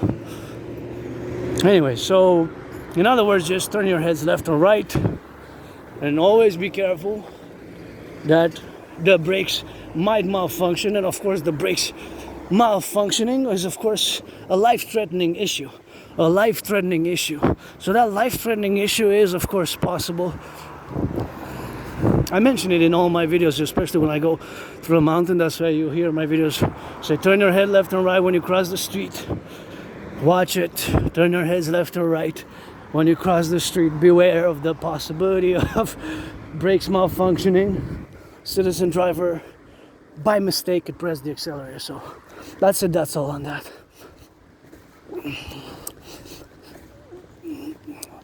Geopolitics. being an independent geopolitical theoretical analyst, theorist, thinker, and strategist, my strategies are mostly for the North American Collective, the NORAD NATO Collective, and of course mostly for the interior North American civilizational complex, and extending to what I call the NATO complex.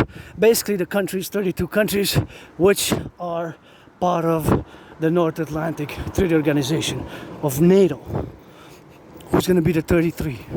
Before October 7th, I was advocating for Israel to join, or I was not necessarily advocating, but it wasn't really an advocacy per se, it was a potential possibility that I've discussed Israel joining NATO, becoming a member of NATO, which I guess if we have a certain ceasefire and a certain arrangement being done, a ceasefire accord, and a potential pact and a solution, whatever ABCD, two-state solution, whatever solution is to be found with the conflict nowadays still ongoing after post-October 7th, which Israel, State of Israel deems as its own 9/11. And according to my journals, on 9/11 I was graduating high school. On 9/11 I was myself graduating high school, and supposedly I got this freedom, I got it tattooed in New York, supposedly in 2005. When I went to New York, supposedly 2005 I went to New York City, and supposedly somebody, from what because I don't remember that far back, is before 2014 spring. I have trouble remembering my life prior to spring 2014. And of course, this freedom tatted there is of course consequently, supposedly somebody, a tattoo artist, who, because it was the word freedom, had agreed, because otherwise it would have been $70 minimum, and I didn't have $70, and he made me a special, and supposedly he made me a special to tattoo the word freedom, because it was the word freedom, and he had a tattoo of a 9/11 memorial tattoo, because I guess he said he lost 4 so I have it written down. It's like in a journal. I hope I still have it, but it's not, because I can't remember my life. I have problems remembering my life prior to spring 2014, which is already more than 11 years and 4 months ago. So spring 2014 is, we're in August, end of August 2025. So spring 2014, let's say March, April 2014, that's May, June, July, August, so 4 months, 11 years and 4 months. So that is already a long time ago in the terms of the consequential of how old this timeline is. And of course, being in the proposition, of course, that the memory lacks of those core specific specifications, and that is something which, of course, I have, of course, to memorize, and of course, to be consequentially and brutally about, of course, the appellation, of course, of now being in a congruent, of course, state that we are now living in this geopolitical crisis, of which of course myself have predicted back in 2019 in October 2019, that I predicted what's happening now. So I don't like violence. I mean, I'm somebody who doesn't like violence. I'm somebody who does not like violence. I don't like violence. I'm hypervigilant, though. I live with my scars and trauma. I am hypervigilant, but this hypervigilance also, of course, makes me, of course, that being intense and concentrated and sporty. But of course, I don't like violence, It's just life affirming and sporty, and love fitness, love sports, love dancing, and not looking for anything specifically, of course. But of course, that specification is, of course, that we have the constitutional aspects of our well-being, of course, where we are engaged now. So that engagement in, of course, all the life-affirming situation where we have, of course, that we are now engaged in, and we have, of course, to get on those levels where we are ourselves. Look at that beautiful, where we are, of course, ourselves engaged in, of course, all the life-affirming situations. I wonder, what is that? Uniforms and services that enhance your business. And now that I see uniforms that enhance your business, of course, I gotta get saying that, of course, we need to get those Dragon Army uniforms, some black, red, and white, and rainbow. 4 colors, black, white, and red, and rainbow. I guess some for service, some for security, depending on if you do security service, defense, or just other things. Then it could be different things. Party dancing, I guess would be the rainbow one. It could be service, it could be white or black, or the other one is security, defense, gotta be red, I guess. for new uniforms. We gotta build Imperial Dragon Army uniforms, and it's something which I have to go, of course, to build as a mass public-private partnership. So back, of course, to the point, of course, where we are, of course, the situation, of course, involved in our daily activities, that we have to be mindful that the world has changed dramatically, geopolitically, dramatically. Geopolitically, the world has changed dramatically. And that change, of course, geopolitical dramatic change, it has to be noted, and you have to fully follow what I say now. If you're not interested in geopolitics, don't follow. But now we're going into geopolitics. So I have predicted what's happening now back in 2019. In 2019, October, November, I predicted that there's going to be an international conflagration. And so I created and produced a workout training program system, which was created to go hand in hand with such an event as we are witnessing today in a general manner. However, I have to state that what I did not predict was that there's going to be a deterioration of relations with the United States. So, beautiful sky, look at that. So I did not predict the deterioration of relations with the USA. So this is also new. It's new for me. I have to take it into consideration, this new development that our relations have deteriorated, and it gives me goosebumps to discuss it.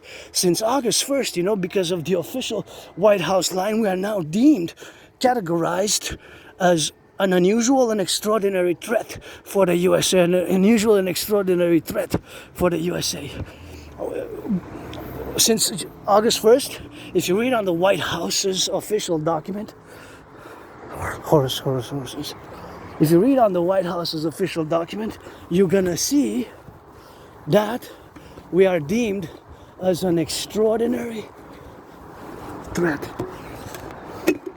As an extraordinary threat. As an extraordinary threat. Whoa. As an extraordinary threat. An unusual threat. This gives me goosebumps when I discuss it. I did not predict this.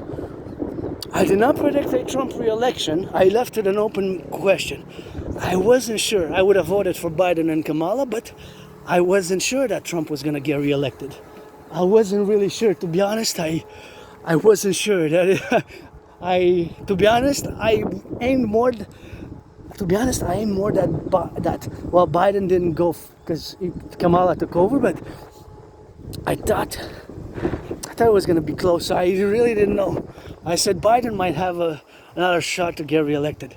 So I did not predict Donald Trump's re-election necessarily.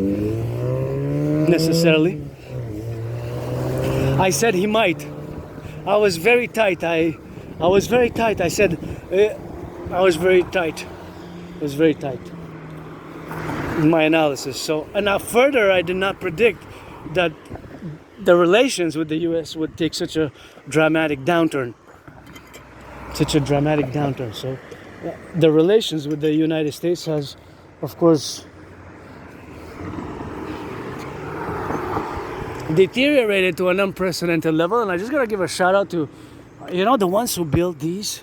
These are transmission lines, and of course our power lines, our electricity lines. They go all the way to the United States. So think about it. In all 5 or 6 states, our transmission power lines go, and we gotta go on the side there, and that's how they were built, and with brains and muscle, and they enable us, of course, to get it, of course, on the internet, to do all the things which we do, engagement, to watch TV. All the things which we do are codependent on electricity, and it's kind of a privilege, Gotta give a salutation to the Hydro-Quebec workers who with brains and muscle, and all the power utility workers of the Empire, the 63. Those, of course, engaging, of course, in doing the electric wiring, the coal wiring, the appellation, the rebuilding, and the upgrades. It requires brains and muscle. Imagine. Sometimes I wonder how they were built, and of course how they were built, of course, to get it on the go, and that is something which we have, of course, to get understanding that those are also potential vulnerabilities. Those are also potential vulnerabilities, which since we're open to potential espionage and sabotage, we are vulnerable to certain espionage and sabotage in the North American Collective, more than before, because of what I call DMAA. And now that I'm gonna discuss the DMAA a little bit because I introduced it and it's relevant to where we are now. What is the DMAA? So the Direct Military Assistance or Alliance. Correction. DMAA is my theory philosophy, geopolitical theoretical philosophy, that there's consequences to DMAA. So the direct military assistance or action is relevant to NATO and the world, and the relationship vis-a-vis the world, the whole world, and NATO. So NATO parallel to other organizations, institutions, basically NATO and others. It's not a versus necessarily, because it could be good trade relations with other non-NATO member countries, and NATO member countries could have good diplomatic trade relations with other non-NATO member countries. But the DMAA is strictly, you have to fully understand that the DMAA, the direct military assistance or action, or vice versa, DMAA, direct military action or assistance, only touches military action or assistance from NATO to a non-NATO country. For example, Ukraine was not a member of NATO.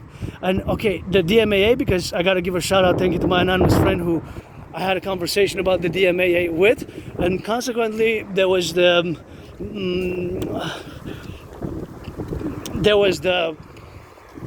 interjection about the compassion and empathy and the humanitarian. That's when I said, this myself, I do not object to humanitarian or other actions, humanitarian actions and activities. But the DMAA has nothing to do with humanitarian, providing, for example, food, or providing food or diapers or blankets or bandages or toothbrushes or anything, sanitary pads or sanitation and other sanitation matters. So it has nothing to do with humanitarian aid or support. The DMAA is strictly merely related to direct military action or assistance. So action could be, for example, NATO member countries' planes, whether individual countries within NATO, from NATO, which now constitutes 32 countries, or as a collective NATO, joint task forces, bombarding a country. For example, the bombardment of the Islamic State terror group of Libya and Afghanistan and Iraq and Yugoslavia, etc., etc., etc. So that's a direct military action by NATO, undertaken in conflicts which are non-NATO originating or relating, or between non-NATO members. For example, Russia-Ukraine is a non-NATO member conflict. And this is not theoretical, right? It's a reality. And Ukraine was not part of NATO. Ukraine was not part of NATO when Russia invaded in February 24th, 2022. But nonetheless, we didn't engage in direct military action. Our planes, our troops did not invade, did not cross into Ukraine, nor attacked Russia, nor Russia's army. But we provided assistance, direct military assistance, by providing armaments. NATO member countries providing weaponry to Ukraine, providing weaponry to Ukraine, providing weapons to Ukraine and the Ukraine army. From what we know, again, I don't have 300 men and women to go on the ground. I don't have 300 men and women to go on the ground, either in Ukraine, in Israel, or Taiwan, or other countries, Libya, or Syria, Iraq, etc., etc., etc., etc. But nonetheless, the assistance. So it's not just action, but assistance. And this DMAA undertaken by NATO member countries is always in direction in between and in relation to two countries which are at odds or conflict or in open hostilities or open warfare, which are non-NATO member countries, such as Russia, Ukraine. It could also be Israel, Hamas, Israel, Palestine. It could also be India, Pakistan. It could also be China, Taiwan. Right? China, Taiwan. It could also be China and potentially the ROC, Republic of China. There go. The conflict is unresolved from the 20th century, specifically during the Cold War period, which that was exactly my prediction, that due to these unresolved conflicts from the Second World War, that was something which I predicted, that these conflicts are going to restart. So the restarting of these conflicts in consequence, of course, because they were not able to fully resolve their conflicts dating from the 20th century. That's what we see now in the 21st century, and we have seen for years now. The past years, that's what we have been seeing. I'm just gonna cross the street because I see there's some youth there, the children, gonna have the backpack, and for their security and their joy to have their whole space to themselves, I'm just gonna prefer to traverse here on the other side because they're there on the side, and for their safety is best because, you know, we can be a bit clumsy, and I'm marching on the boots and I have the backpack. So the direct military action or assistance or action, the AA's AA can be reversed, right? Assistance or action. Direct military assistance or action has, of course, to do with that relationship, whereas, of course, whence we, of course, express all the situational awareness that we are taking. NATO member countries or NATO as a whole has taken a direct military action or assistance by providing. It has to be military related, so weapons and ammunitions, or tactical knowledge, gear, or training of the troops. So again, not humanitarian. It has no humanitarian does not enter the direct military action or assistance or action. Direct military assistance or action is nothing to do with humanitarian. So whether the United States engages in open, of course, support militarily, the United States or other countries in NATO, then that is included in it. Otherwise, it's not included. Whoopsie. No worries. No worries. I think it's friendly. Oh, yeah? Oh, yeah, I get it. Bye. Bye.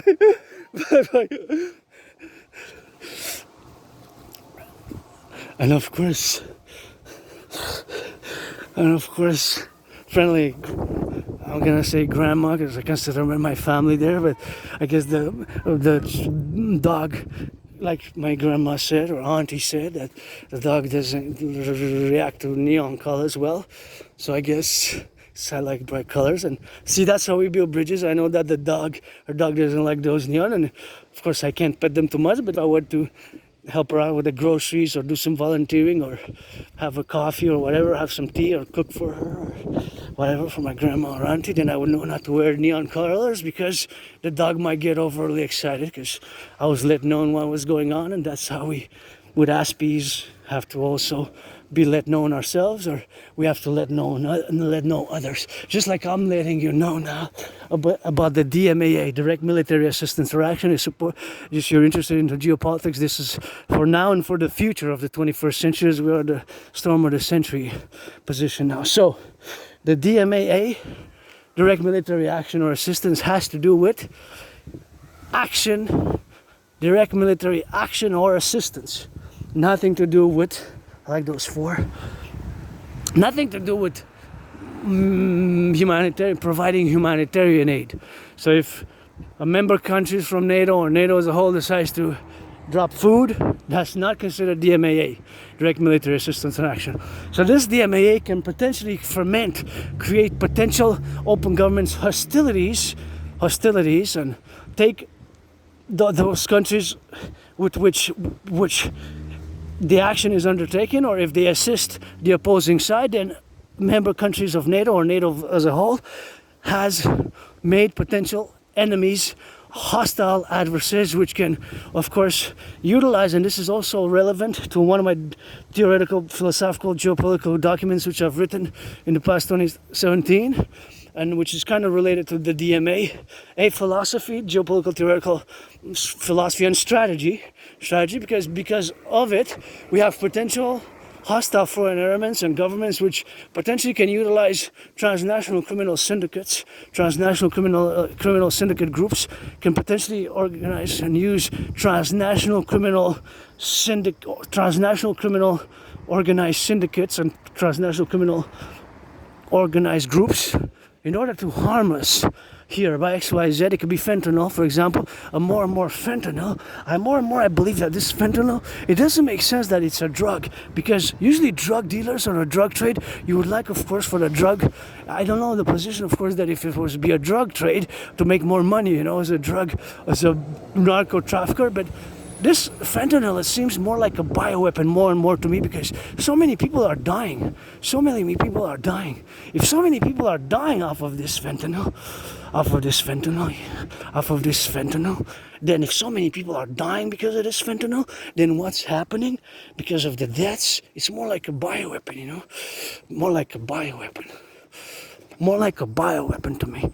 But then again, or maybe some of fentanyl, because of the usages of certain tampering with it.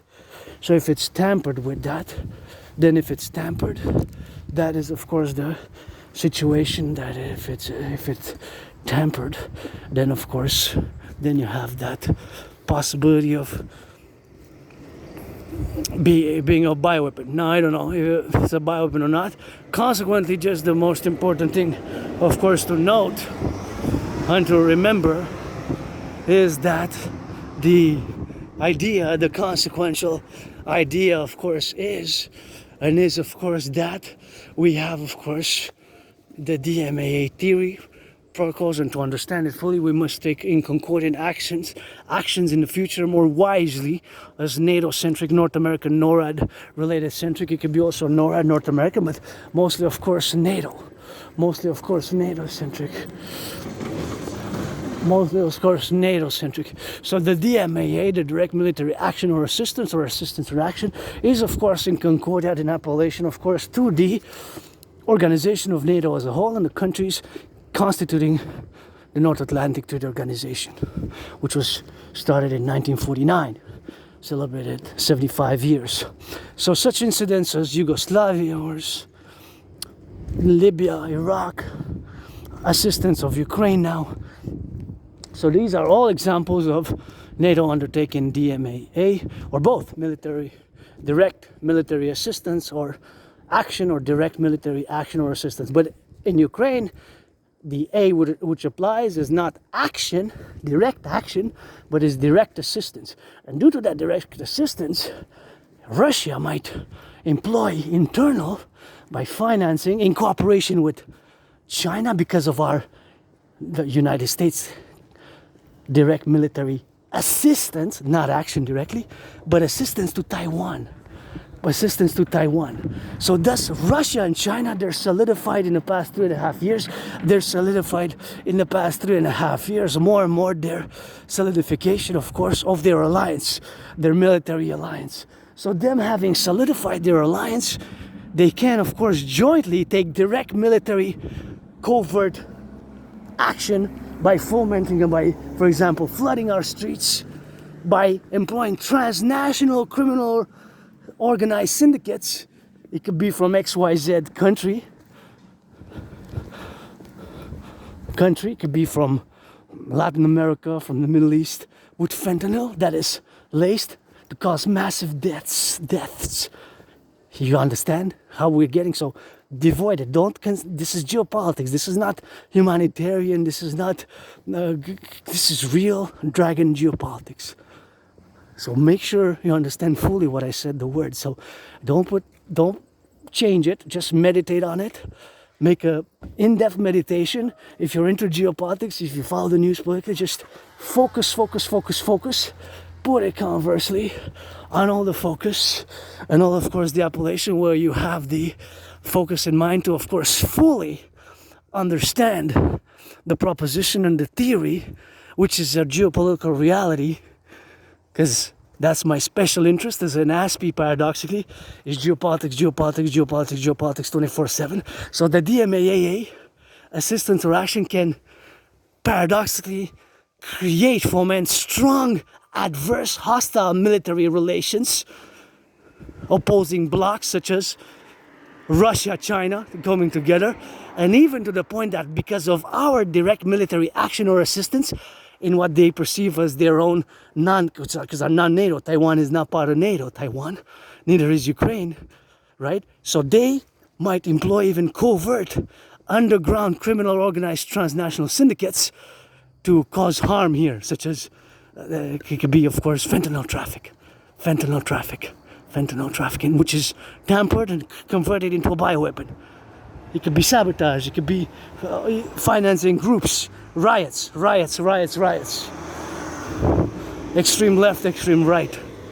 You know, and I'm a centrist, but my centrism is pro-labor and love universal revolutionary centrism. My democratic republicanism is imperial centrism, which has a strong public-private partnership connotation. Of course, it involves fully the public-private partnership appellation in all the concordium and the appellations where we find ourselves today as I go now on the march, rock and roll march, of course, always for the workers of our empire. Myself as an independent artist athlete and with my own weirdness and oddities and scars and trauma and retrograde amnesia and and sometimes memory comes back. But what's most important is by work, especially as it relates to geopolitical theory and contribution for a 21st century. Is this my contribution of the DMAA is original, and it has to be applicable and fully understood and taught in military colleges, because supposedly I wanted to go to Kingston Military College. Supposedly I wanted to go to Kingston Military College. Supposedly I wanted to go to Kingston Military College. Kingston Military College. Kingston Military College. To Kingston Military College. To Kingston Military College. So DMA again, just to revise it, the DMA theory philosophy is a real theory. It's not just a theory, but it's a theoretical fact. It's a theory to be put into practice. It's the theory and practice of application, wise application of whether to engage in DMAA or not, and the consequences thereof of the direct military assistance or action undertaken by NATO member countries such as XYZ, WA, BCD, 1, 2, 3, 4. So now that we have, I'm gonna cross at the lights. I'm gonna cross at the lights. So being that I crossed at the lights, I'm gonna cross now there, you know, because I need to go to the washroom to hydrate, and so we're gonna discuss the DRT theory. It's super important to discuss the DRT theory.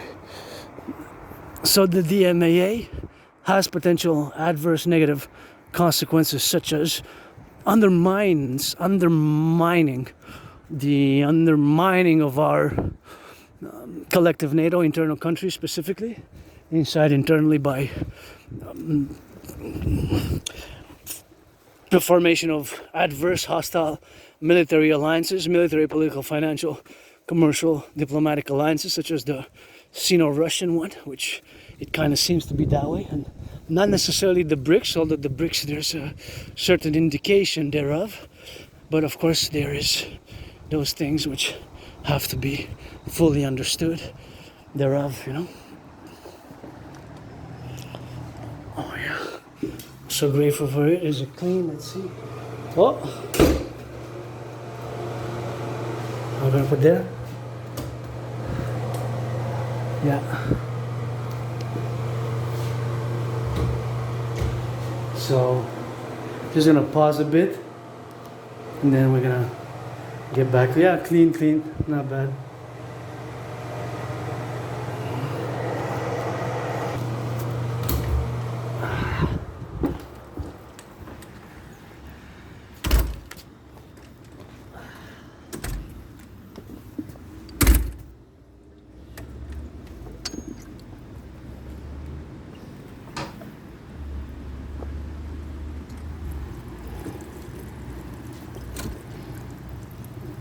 Super important to hydrate, and super important to wash the hands, which I did, washing the hands after.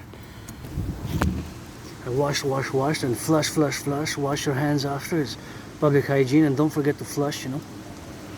And wait a few 10 seconds, we're just gonna hydrate and we're gonna continue the DMAA, direct military assistance in action, and get to the DRT.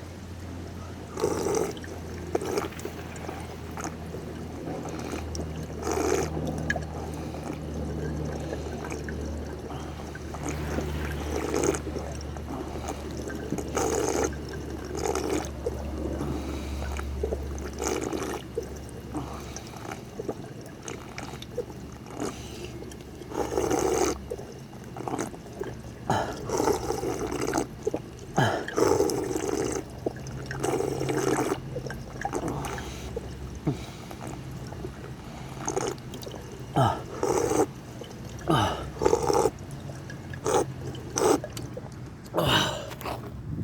right, so grateful to have that.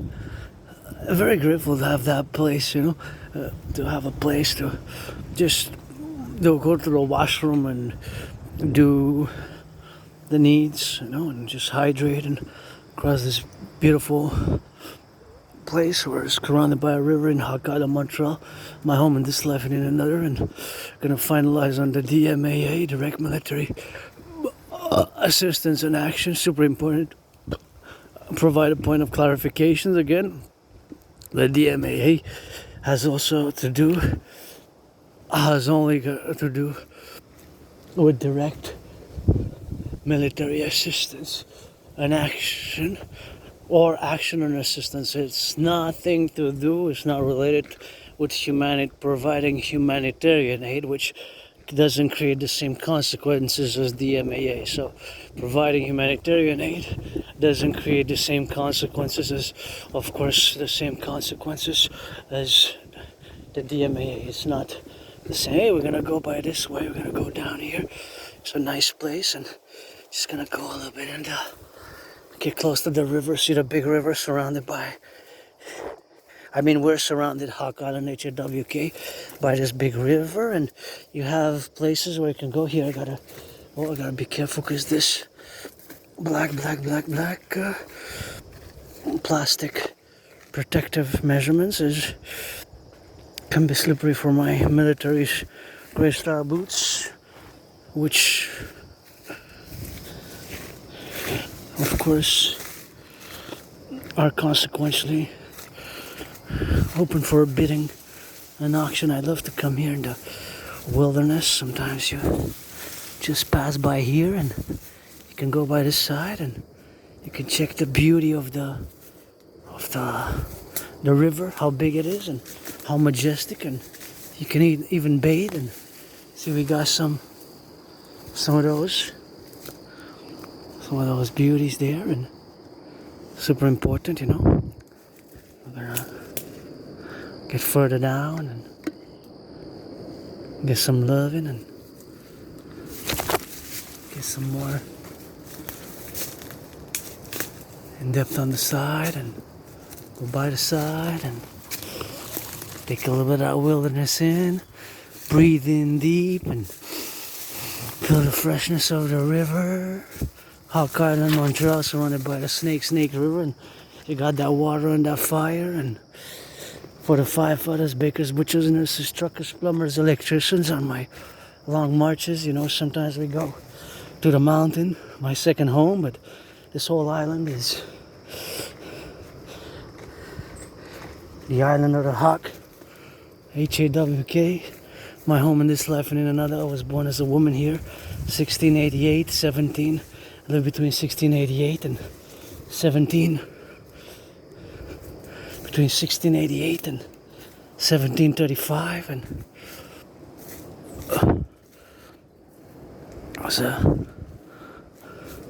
a Quebecoise, as a woman. Hey, that's nice. You got a garbage bag. Just wanted to come check out a little bit of here. Whoops.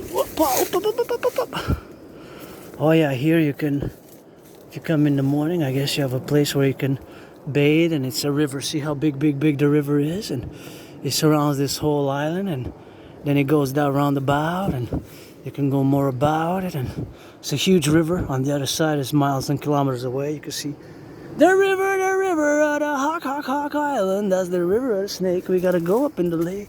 It's not a lake, it's a river. This is the river. The snakes surrounded the island of the Hawk, a big river that you got. Some little islands here and there, but you see how big the river is. The river, Snake River, St. Lawrence River, as I call it, of course. It's a big, beautiful river, and of course it's something which we have as this beautiful island here. And here you can just dip your feet, you see it's rocks, but don't be careful, because here is small, here is rocks. You can just stay by here and go by there, but don't venture out, because you're in danger if you venture out here, so you gotta be a venture. And whoop, a bit on the side here, and Got a nice garbage back there, and a little camping here, camping ground, and pretty cool. Brothers and sisters camping there on the side, and here we go.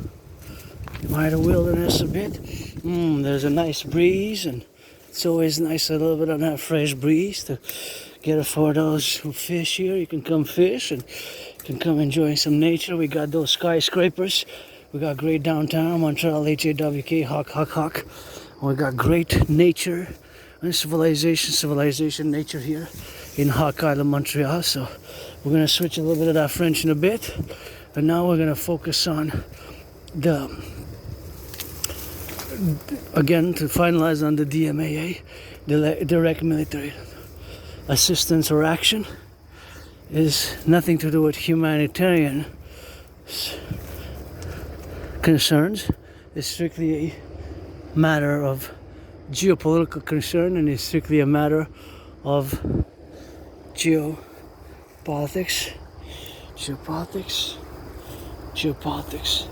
So it cannot be structured in a way, or it could be a parallel complementary. And they're gone now, but remember 4 weeks ago we came, or 4 weeks ago I think last time, or 4 and 6 weeks ago we came and we ate some of those berries, which were all the way there. Next year we'll know, because they went to waste. All those were these field of berries, wild berries here. They were so good. You can check out some videos from 4 to 6 weeks ago. But all that this year is a field of wild berries, as we discovered the elderberry on the other side. And these are we ate the most we ever ate in our previous incarnation, I guess, and since I can remember the past 11 years, consequently. But that is still summer now, for a few more weeks we got that summer. And here we got some growth we got some river, hey. Now I got to finalize the discussion on the DMAA, the direct military assistance, on this Wednesday, 3rd March. Last week we broke the record, more than 9 hours, consequently. More than 9 hours in direct marching, and now I guess we're gonna march on that directly here. I guess the growth continued. If you notice from my past videos, we pass here sometimes, and even the growth seemed to have even further escalated. I guess until the end of summer, it's still gonna grow more and more. And afterwards we get autumn, and then we get that winter, and then winter, spring, and then it starts growing again. For a few months it just snows and nature reverts down below, or the processes down below. And here we are in a beautiful type of little bit of the jungle. I guess you could have a way of Montreal jungle here, swamp jungle, Hawk Island, surrounded by the river, or snake. Always rock and roll 24/7 for the butchers, bakers, nurses, doctors, the firefighters, the plumbers and the electricians, the bakers. See how you got that current there? So that current is on the strong side, and we got strong currents, as you can see, concomitantly. You see, you have a little bit of a here. I gotta thank the person who made these. Maybe we got 4 more weeks. We got 4 more weeks of summer, I guess, but somebody did this here with the rocks, so you can come and dip there and stay there on the side, and you can fish there. C'est toi qui as mis les roches? Ok, je trouve que c'est une bonne idée quand même, quelqu'un qui l'a fait là, parce que tu peux te baigner dedans maintenant. Ouais, je trouve ça a bien là. C'est une bonne idée quand même, du point de vue pratique là, si tu veux. C'est comme un petit phare là de barrage, ouais, un barrage, ouais. Salut! Ciao. Toi aussi, pareillement. So that is a little barrage there, that's gone. And that was a little bit of my fellow cousin there, a little bit of smile on the head, and he's got a little bit of that fish and to do. He's got some fishing to do. I got some marching and some singing. Got some river, got some love, and got some liver, got some love. Got some river, got some serve. Got some liver, so you know as you got the left spin, let's go. For the left and right we blow. For the left and right you go. For the left and right you indigo. Now you're singing that the solar. Now you're singing that we roll. On the truck the rock and roller. Hey, you see the waves, we see the waves. You heat the waves up in the heat wave. I got some street, I got some gloves. I got some heat, I got some love. I got some concrete, got some jungle. Hey, yeah, when it comes to rock and roll, I just start in these rock and roll trances. You know, it's my special interest, and I'm an artist as well as a geopolitical theoretical analyst and theorist. But I always rock and roll, and it's rock and roll 24/7, and always rock and roll 24/7. You know, for the butchers, the bakers, the nurses, the doctors, the firefighters, the plumbers, the electricians, the bakers, train conductors, our brothers and sisters, farmers, and those flipping some burgers, some cheeseburgers, some hamburgers, some of that lettuce, flipping those on those cranes, construction workers, building more constructions, and Hydro-Quebec workers, the nurses, those unloading the docks, warehouse workers, those scrubbing a little bit of that scrubbing, doing some scrub and doing some of that scrubbing and doing some of that cleaning, daycare workers, changing some of those diapers. I guess they closed now. Wall Street on the West Coast. On the West Coast, they still got some hours to go because we got those time zones. So they're still changing some diapers in the West Coast, British Columbia, BC, and of course all the way to San Francisco. And you got this beautiful wave. This is beautiful here. I just love it. It's just soothing, you know. One day I'm just gonna come do some rock and roll, do some push-ups here. But it's just so nice. It's just really soothing if kind of how you have, you know, but you gotta be careful because it's a current and it pulls you in and then you go and then you flip and then you got that danger zone, you know, so something which you have to align yourself with as powerfully as you can, you know.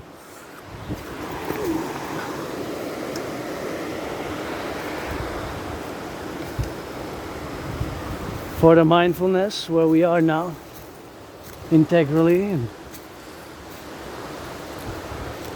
our well-being, and got somebody out of tent and got another spot there by the river where you can camp and you can just check the course. Here you can go explore a little bit all the way to the other side and east, west, north, south, because the whole island is surrounded by a river. We're on an island, so this river is not just here in the south, it's also in the east, at the tip of the east of the island, at the west of the island, and the north, right? Because it's surrounded completely by the river St. Lawrence, which I call snake. Just like you call Montreal the island of the hawk, H-A-W-K, hawk. From my totem bird, the hawk. So here we go. Now we're gonna finalize the DMAA, direct military assistance on action. So fully to understand it, one has to fully first commence that it's devoid. So don't integrate any humanitarian aspects questions. It's just geopolitical theory and practice and strategy, I guess, because it requires strategy to be formulated in consequence for the DMAA. In consequence, of course, to the DMAA, to the direct military assistance or action. In consequential prudence, of course, to the DMAA, direct military assistance or action, which has to be formulated in such a manner where we take actions in order for our security, internal, can go down that way, collective internal security, or of course NATO-centric collective security or individual nation-state security, bringing it down all the way to the individual sovereign citizen security, and to the individual sovereign citizen security is something, of course, which have to formulate it in all the sides where we are, of course, implementing this counterbalancing strategies or to address the potential consequences of the DMAA, direct military assistance or action, being undertaken, which has been taken and is taken now, because direct military assistance, not action, but it's still assistance, not action. So although it's not, it's either or, eh? It's either assistance or action. So it's relevant to assistance or action. So it's not just action or assistance. It's not just action or assistance. Not just action or assistance. It's not just action or assistance.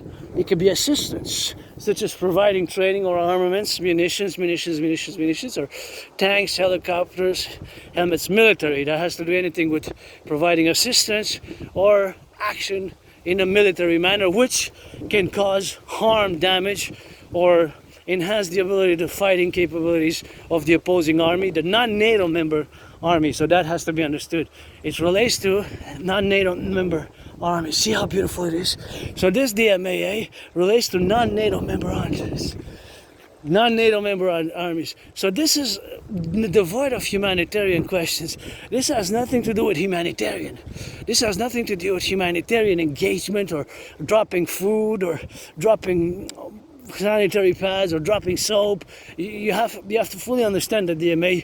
Hey, that's why it's important to revise it, listen to it, and for me to dedicate maybe a full hours and hours, because there's specific examples, there's many examples, general examples, and it's more scholarly, intellectual. But of course, I synthesized, basically made a general overall idea, theorized the idea in a general overall form of what it fully constitutes, and it fully is, of course, is our relation to the NATO member countries, and fully in a generalship of the total integration and the total aspirations, further aspirations, and of the continuity of the NATO complex and the NATO alliance. If not, if there's a dissolution, but for what we know, of course, it has been continued for more than 75 years.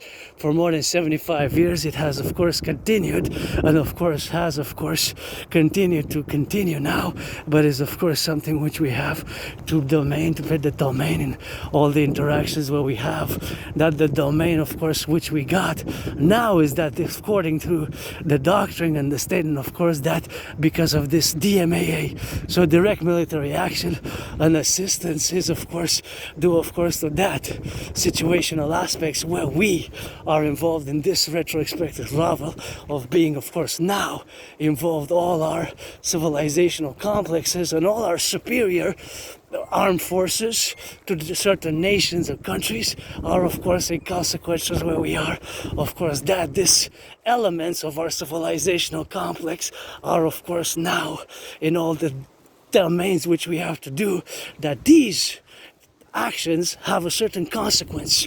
So the direct military assistance or action is the consequential, of course, that we have now, of course, to take further more direct military assistance and action has a potential consequence, which is, of course, appellative to the domain, of course, the domain names of which we are fully involved in.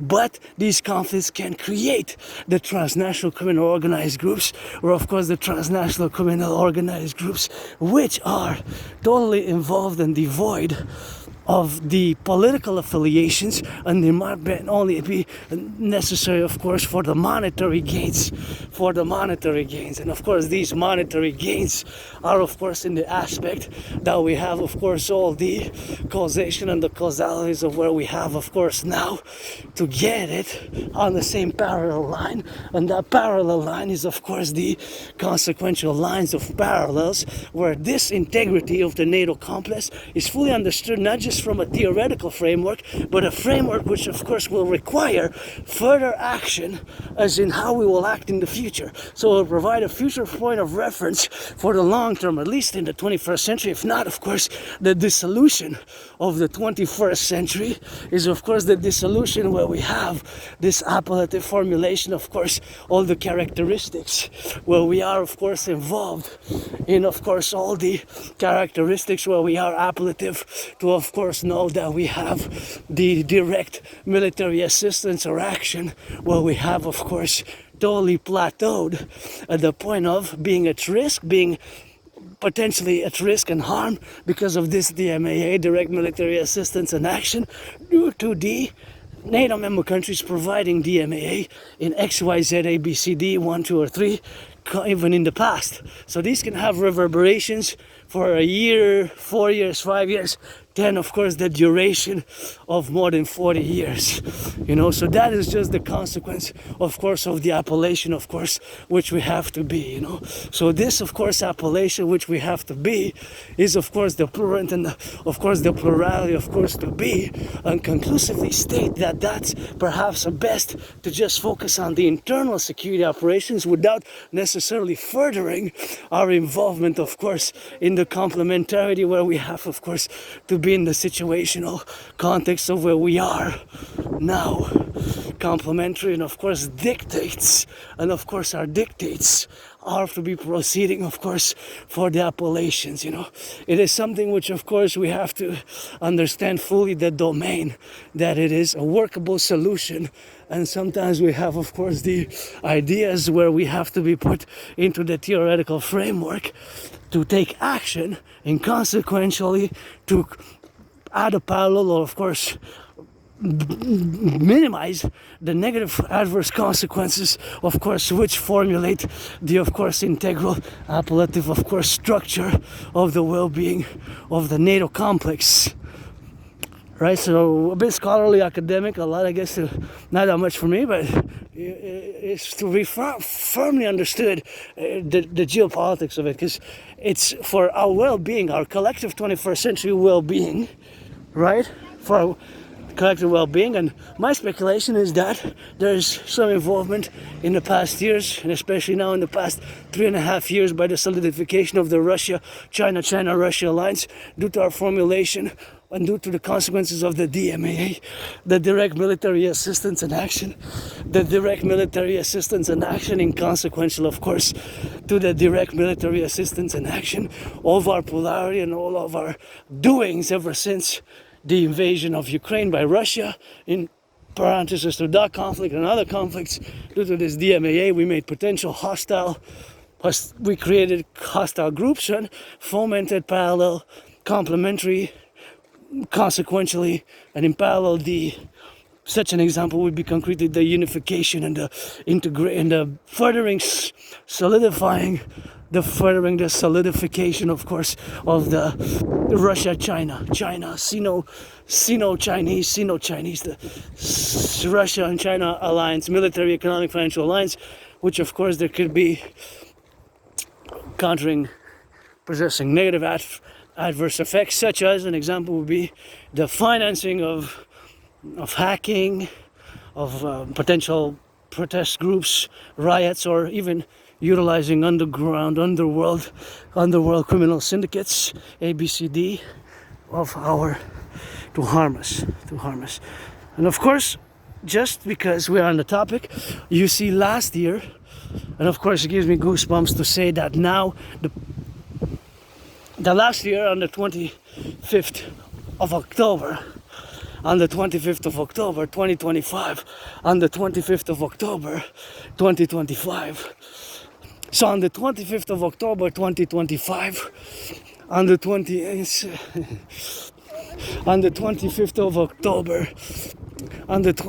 of October 2025, on the 25th of October, correction, 2024, last year on the 25th of October 2024, is going to be almost a year, that the RCMP, of course, which is the equivalent of the FBI, the RCMP seized the most extensive and biggest drug super lab in the history, of course,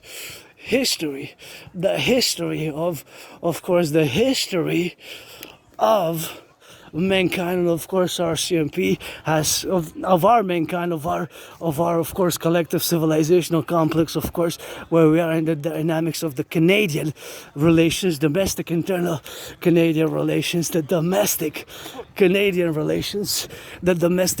relations, of course, are fundamentally on the go, and that is something which we have, of course, to commit, of course, to ourselves with, and that is where we are. So on the 24th of October,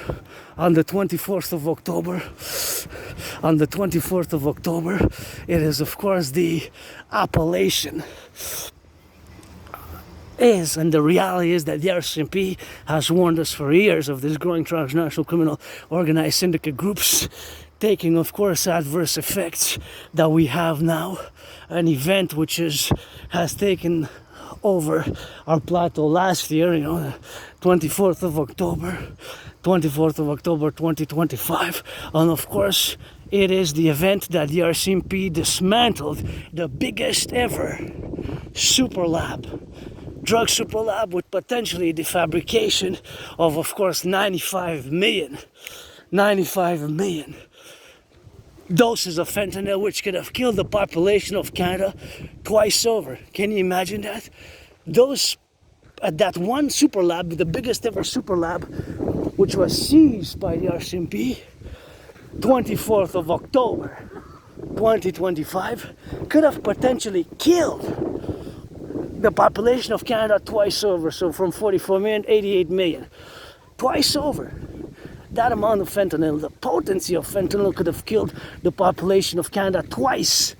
88 million people just from that one super lab, which was dismantled, seized by the RCMP just last year, 25th of October 2024. On the 25th of October 2024, last year the RCMP dismantled the biggest ever drug super lab in the history of Canada, just last year.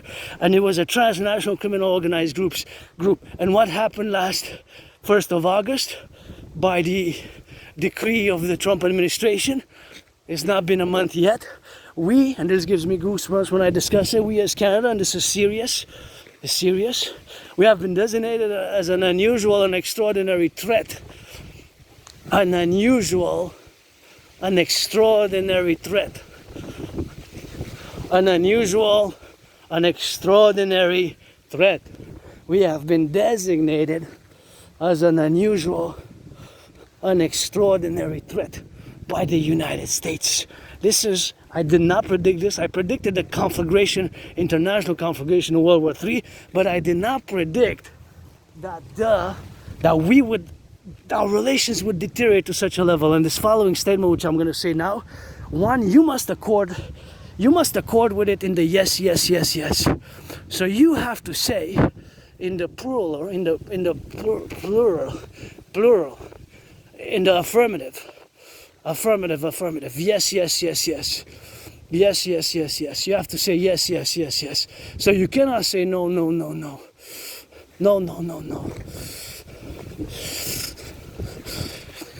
You cannot say no, right? So you have to say yes. So you have to say yes.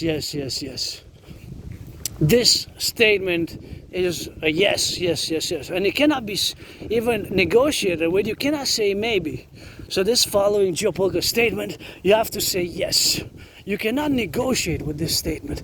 It has to be affirmed, of course, in the positive. The positivity, of course, of the affirmation of this statement has to be so consequentially that it's not even negotiable. It's a geopolitical statement, and it's a yes. It's a constant geopolitical fact and reality, just like when we have the geopolitical realities that are constant, right? During the Cold War, such as we have it today, at least in the past 75 years after the dissolution of the Soviet Union. This following statement is a constant, just like the pi symbol, which represents the relation between the circumference and the circumference and the ratio of the diameter and the ratio of the circumference is of course always 3.1416. 3.1416. It's always the relation with the diameter and the ratio with the circumference of the circle. It's the N, like the letter N, for natural, neurodivergent, neutral, or Normandy, or normal. So that is always yes. Then it's always a constant, that pi. It's the pi, not to be the edible pi, but the pi symbol for the reflection of the mathematical, of course, representation, which represents 3.1416. It's always 3.1416. So that, of course, represents consequentially that symbol, which is the letter N. It has like two heads, two faces. And so we will have, of course, two heads and two faces in the same representation as we are, of course. That our coming empire will have two heads, two faces, one benevolent to give goodness, kindness, wellness, righteousness, and the other kind of to punish, and whatever the complementary be, our coming Imperial Republic will have, of course, those two heads, two faces. So consequently, intermittently, that is where we stand today. So this stands in, of course, geopolitics as non-negotiable. It's non-negotiable. So not being negotiable, of course, is the appellation, of course, that we are consequently, and of course, in prudence with all the well-beings of our North American collectives, imperial citizens. So that domain, that reality, that we, this is it, this is the constant, this is the truth, that we as Quebecers, Canadians, Quebecers, North Americans, is reciprocal for the United States. We have to strive to have, consequently, us Canadians vis-a-vis the United States and the United States vis-a-vis us, the best, most cordial military, economic, social, financial relations with each other. So this cannot be negotiated, right? You cannot negotiate with this statement. This statement is a non-negotiable statement, right? This statement is a non-negotiable. This statement is a non-negotiable. This statement is a non-negotiable, and of course we gotta get it on that. This statement is non-negotiable. So this non-negotiability, of course, is something which we have, of course, to get in the intermittent, of course, to get all the appellations where we are, of course, instrumentality to, of course, get at the same level, at the same parallel level where we are, of course, in all the well-beings and the naturalness of this geopolitical reality, which cannot be altered, which is just as reality. Otherwise, we're not discussing geopolitical realities, we're discussing other things. But when it comes to the reality and the truth, just like that N symbol representing, of course, the circumference of the ratio of the circumference and the ratio with the diameter, it's always 3.1416. Being that it's always 3.1416 is something which, of course, has to be conclusively, intermittently appellated as being a yes, yes, yes in the affirmative. For us, Canada and the United States vis-a-vis us, it's a reciprocal confirmation, geopolitical reality, and thus the statement has to be yes, yes, yes, yes, it is so, not a no, not a maybe. That we have to strive to have the best, most cordial economic, social, financial, military relations with each other due to our geographical realities. Coast to coast, ocean to ocean, we got the Atlantic, we got the Pacific, and the Atlantic and the Pacific, we got it to the east and to the west, and consequently to the east and to the west, and our historical realities as North Americans, as our future, of course, imperial United 63 states of the super states of the Imperial Republican power. Here we're going to have to, of course, continue to do the geographical relations, and of course continue to do the French appellation, of course, with the French language to be it, of course, where we are conformitantly and of course integrally in the path of all our well-being, of course, to do now. That it is so, of course, tomorrow, and it will be so today. And of course it's something which we have, of course, to, of course, hopefully admit, and hopefully, of course, to be discussed in all the appellation, of course, where we are now. So of course all these revelations are nothing new. Of course these revelations are nothing new. So of course, meaning that these revelations are a geopolitical statement, a statement that we have to have the best, most cordial economic, social, financial relations with each other. There's no yes, there's only yes, yes, yes to that. There's no no and there's no maybe. So it has been, so it will be, at least until maybe we have a world federation, but for the continuing 21st century, so it is so. So it is for the time being, so it is, and it will be so in the continuity as it is now. So that formulation and that affirmation, being that it is so yes, and it is not a no or not even a maybe, we have to proceed that, of course, this is when it comes to our external foreign affairs. I'm not discussing anything to do with internal affairs. So nothing to do with internal domestic affairs. So here you have to distinction, to make the philosophical, geographical, geopolitical distinctions. I'm not making any references here to internal domestic affairs. Of course, that's a precedent, right? Internal domestic affairs. So this has to do merely and strictly and only, strictly and merely and only, strictly, merely only with foreign affairs, domestic affairs. With not domestic affairs, because domestic internal affairs have no consequences with that, but of course something which of course has to do with external affairs, with external affairs. So that dynamic that we have of course to do, and of course has to be involved, that we have to fully integrally of course appel and integrally of course know it to be so, and thus taking action in regards to that. Thus that we take action in regards to that is of course fundamentally where we have of course to be on all the domain levels which we have, you know.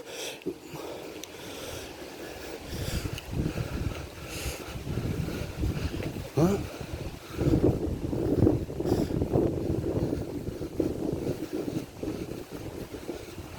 What?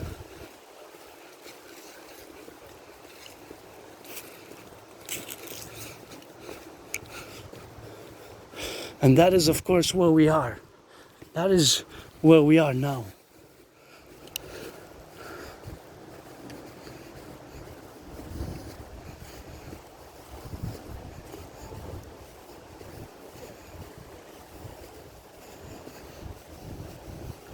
So that is where we are now. That is where we are now. So that is where we are, of course, now. So that has to be affirmative and a yes, yes, yes, yes. So you cannot say no to that. You cannot say no. You cannot say no. Yeah, like her birthday? Yes. Yeah.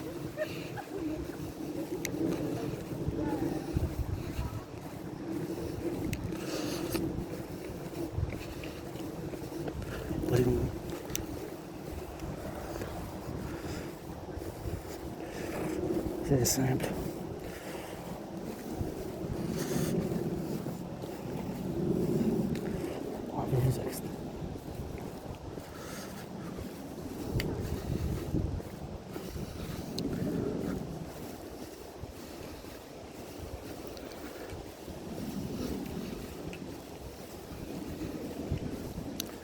Grab.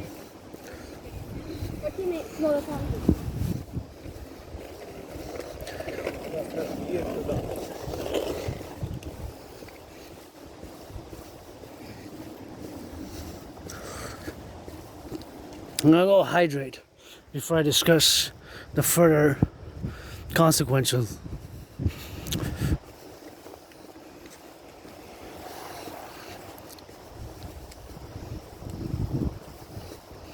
It's simple.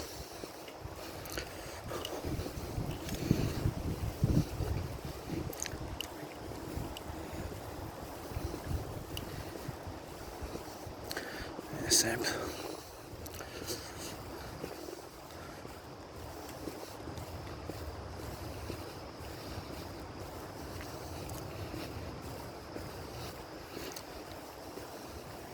So that is where we find ourselves now.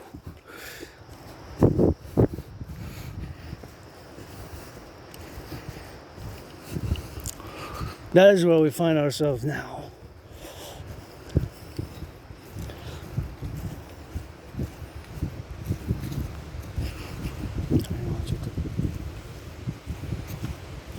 That is where we find ourselves now, in this big predicament. So in this predicament, of course, that is of course the appellations.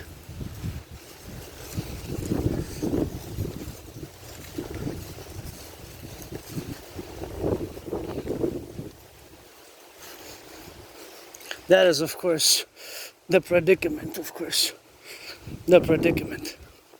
what we find ourselves in now, right? Because we are at a point where we are designated as a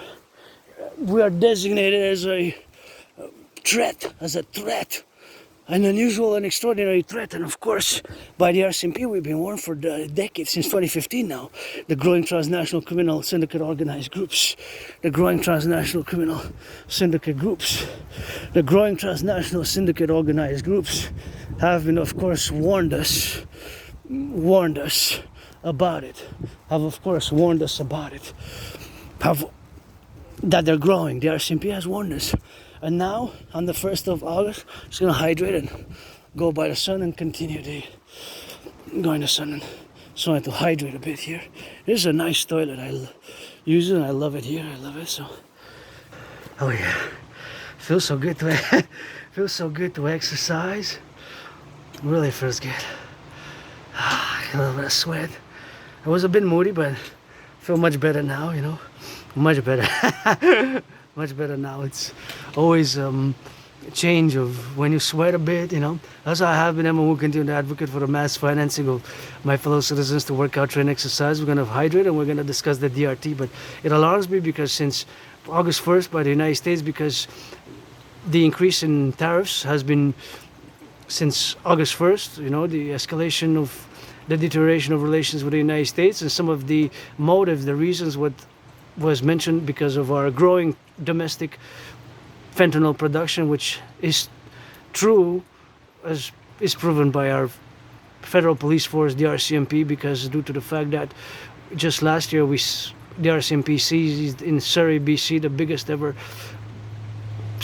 fentanyl producing drug super lab, which could have potentially killed the population of Canada twice over. That's a lot. Two times, imagine that. 95 million doses of fentanyl, potentially mortal doses of fentanyl. So it's serious, and of course being deemed an unusual and extraordinary threat by the United States is something myself, because I was born in the United States 3 times and served 2 times in 2 different wars in the United States Army, I can tell my fellow Canadians that we are at risk.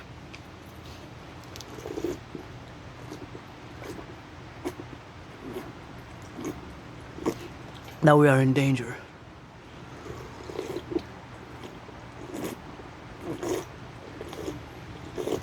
Now we have to take it seriously.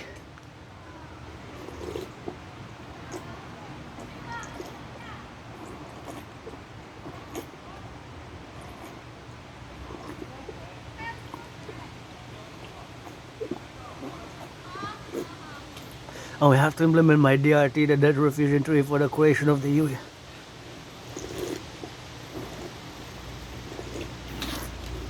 Which we're now going to discuss. We're now going to discuss it fully. So, of course, being that we discuss it fully, we're going to, of course, implement, of course, the DRT theory, and we're going to get, of course, the civilizational complex into the motive operandi, the modus DMO, and we're going to go in the sun here by the side. I'm going to go in the side here. By the side, So being that we're going to go by the side, in the sphere there, everywhere circumferential, and that is just something which we're going to do together. And of course, it's something which one has to be thinking about fully, in the full aspect of the spectrum of the realization of all the domains and the areas where we find ourselves to be, of course, to be present in, and of course the presence of our consequential aspects is, of course, that we are now remissive and we are in danger due to the fact that we are deemed as a unusual and extraordinary threat by the United States government. And since August 1st, it's not been a month yet, it's soon going to be a month, but of course we are deemed as an unusual, an extraordinary threat. So that, just in itself, one has to be, of course, fully aware of. So, according to the White House special official statement, is that due to the law enforcement agencies, our law enforcement agencies, such as of course the RCMP, did not coordinate with the United States law enforcement. So to coordinate is not necessarily to cooperate. Well, when you cooperate, you have to coordinate, but coordination also entails a level of cooperation. There's a certain distinction between the word cooperation, and cooperation could be sharing intelligence, while coordination is taking direct action or assistance, right? So since the RCMP last year, the 25th of October, dismantled the biggest ever drug super lab, which was run by a transnational criminal organized syndicate group, which could have been even financed due to what I of course mentioned earlier, the DMAA, the direct military assistance in action, though of course that the DMAA of course has undertaken the valuation of course to be in the preponderances of course of where we are now in the whole appellation where we are, that of course they have been consequently and prudently of course consequentially integrated in my theory, was the consequential potential action, adverse action vis-a-vis us due to the DMAA, due to the direct military assistance or action that NATO member has. So we don't know exactly, but it's possible that the transnational criminal syndicate organized group, which operated a massive fentanyl operation, was, and of course could have potentially been related and financed by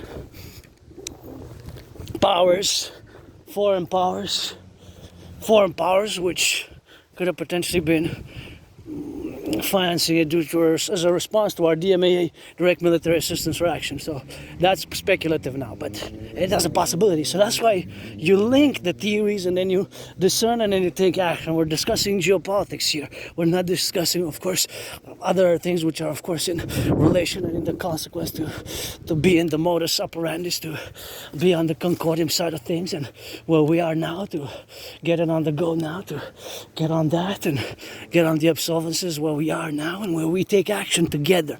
So now we need to discuss, because we need to take action again, binational, and to implement the DRT, the debt refusion theory. So the DRT, look how nice this is. I like what they did here, the public workers, see?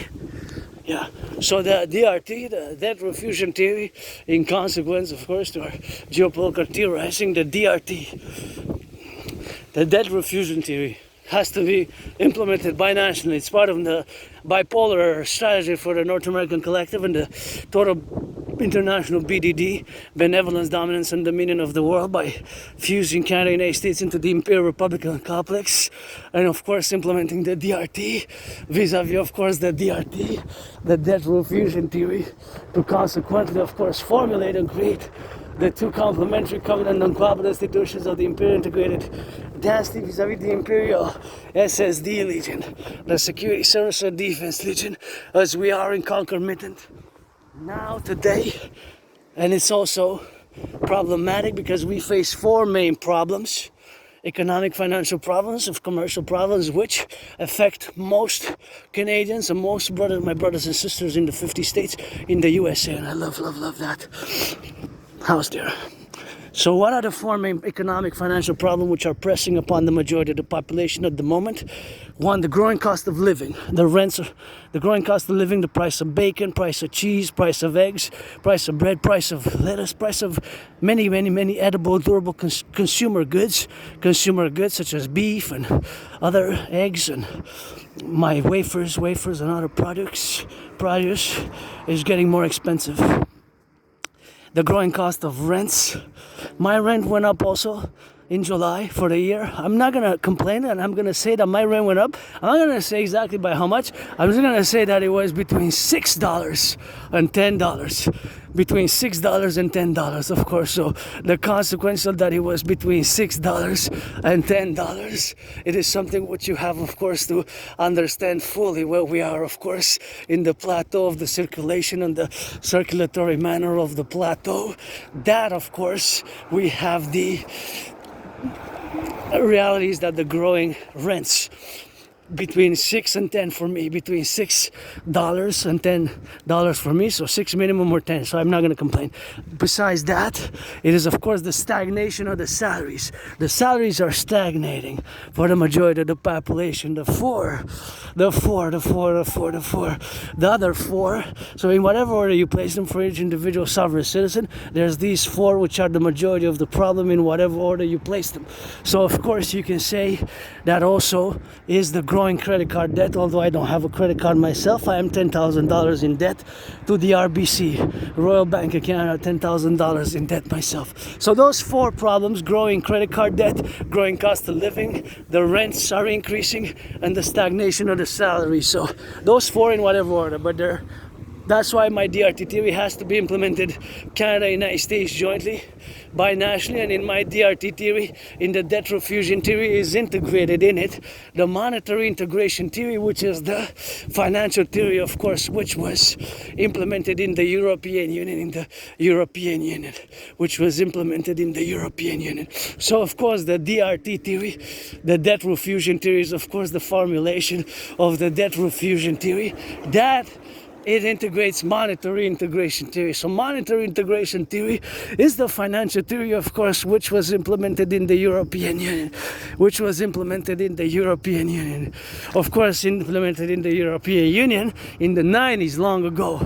But nonetheless, it is super important to fully understand and fully grasp it. And of course, here we gotta turn the heads because sometimes they come fast by bikes. So understanding it and how its relationship is as related to my DRT theory is integral to understanding the DRT theory. So what did they do in Europe? They implemented monetary integration theory, and of course the Germans, the Italians, the French, the Belgians, they got rid, of course, of their national currencies, and of course they got rid of their national currencies, and they implemented the ECB, the European Central Bank. They destroyed their national central banks. They destroyed their national central banks in the 1990s. So they created a common central bank of central banks. So this common central bank of central banks functions as a central bank, but with certain distinctions, right? Because it's no longer a national central bank like we have the Federal Reserve, the Bank of Canada. So inside, integrated in my DRT theory, is integrated that theory.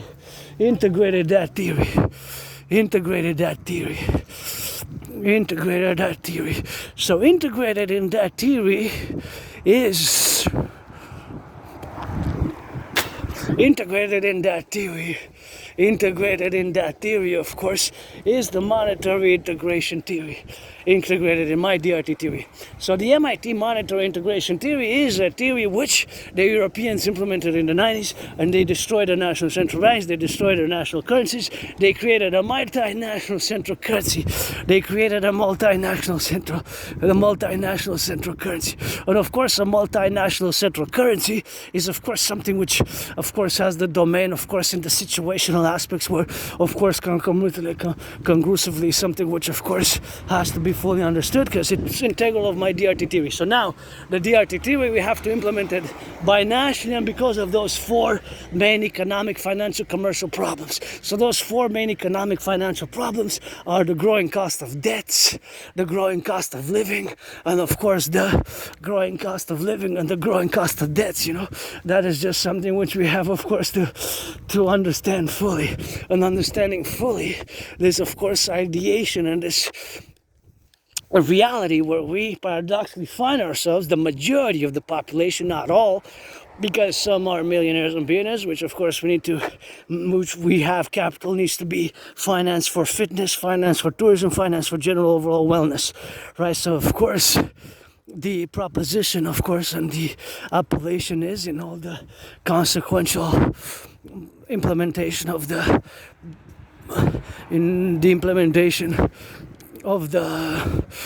implementation of the situation which we have of course now of course to fully understand and fully know and fully appellate and fully integrate in all the domains and the well-being, of course, what we are now of course characteristically of course is something which we have of course to categorically do and categorically be, to do it ASAP. That is the implementation of my DRT theory, the debt refusion theory, the DRT, the debt refusion theory. So of course the debt refusion theory applies, of course, the structuralness, and of course the being, of course, of the consequential, of course, realities of the formulation of the DRT from a theory into practical action to create the UE. So here we go. The DRT, the debt refusion theory. We're gonna take all the public and the private debt. My $10,000, your $10,000, coast to coast, ocean to ocean, all the public private debt of Canada, we're gonna convert it into US dollars. We're gonna convert it into US dollars. We're gonna add it all up with the United States dollar. We're gonna add it all up with the United States dollar. We're gonna add it all up with the United States dollar. With the US dollar. All that money is gonna be the initial money supply for a new central bank. The initial money supply for a new central bank. So we're gonna take all the public and the private debt of Canada, including my $10,000 to the RBC, Royal Bank of Canada. I don't have credit cards myself. We're gonna add all the public-private debt. Add all the public-private debt. Add all the public-private debt. All of it, we're gonna add it all together. And of course, that all added up, we're gonna add all the public-private debt of Canada together, convert all the public-private debt of Canada into US dollars, into US dollars, into US dollars. We're gonna add it with the public-private debt of the United States. So, because it's my DRT theory has to be implemented binationally. It has to be implemented binationally. It could be extended Mexico, etc., etc., etc., but first and foremost binationally. And of course, we're gonna add it all up, and that money is gonna be the initial money supply for a new central bank. That money is gonna be the initial money supply for a new central bank, the Imperial Republican Democratic Bank of our Empire of the 63. And we're gonna create a new currency which is gonna have the value of the US dollars, because that's why we do the conversion and we add it with the US. So we're gonna create this new currency which is gonna have the value of the US dollar, which is gonna have the value of the US dollar. We're gonna create the UE, U dot universal, E dot exchange, U dot UE, U dot universal, E dot exchange, U dot UE, UE. The U dot universal, E dot exchange, U dot UE.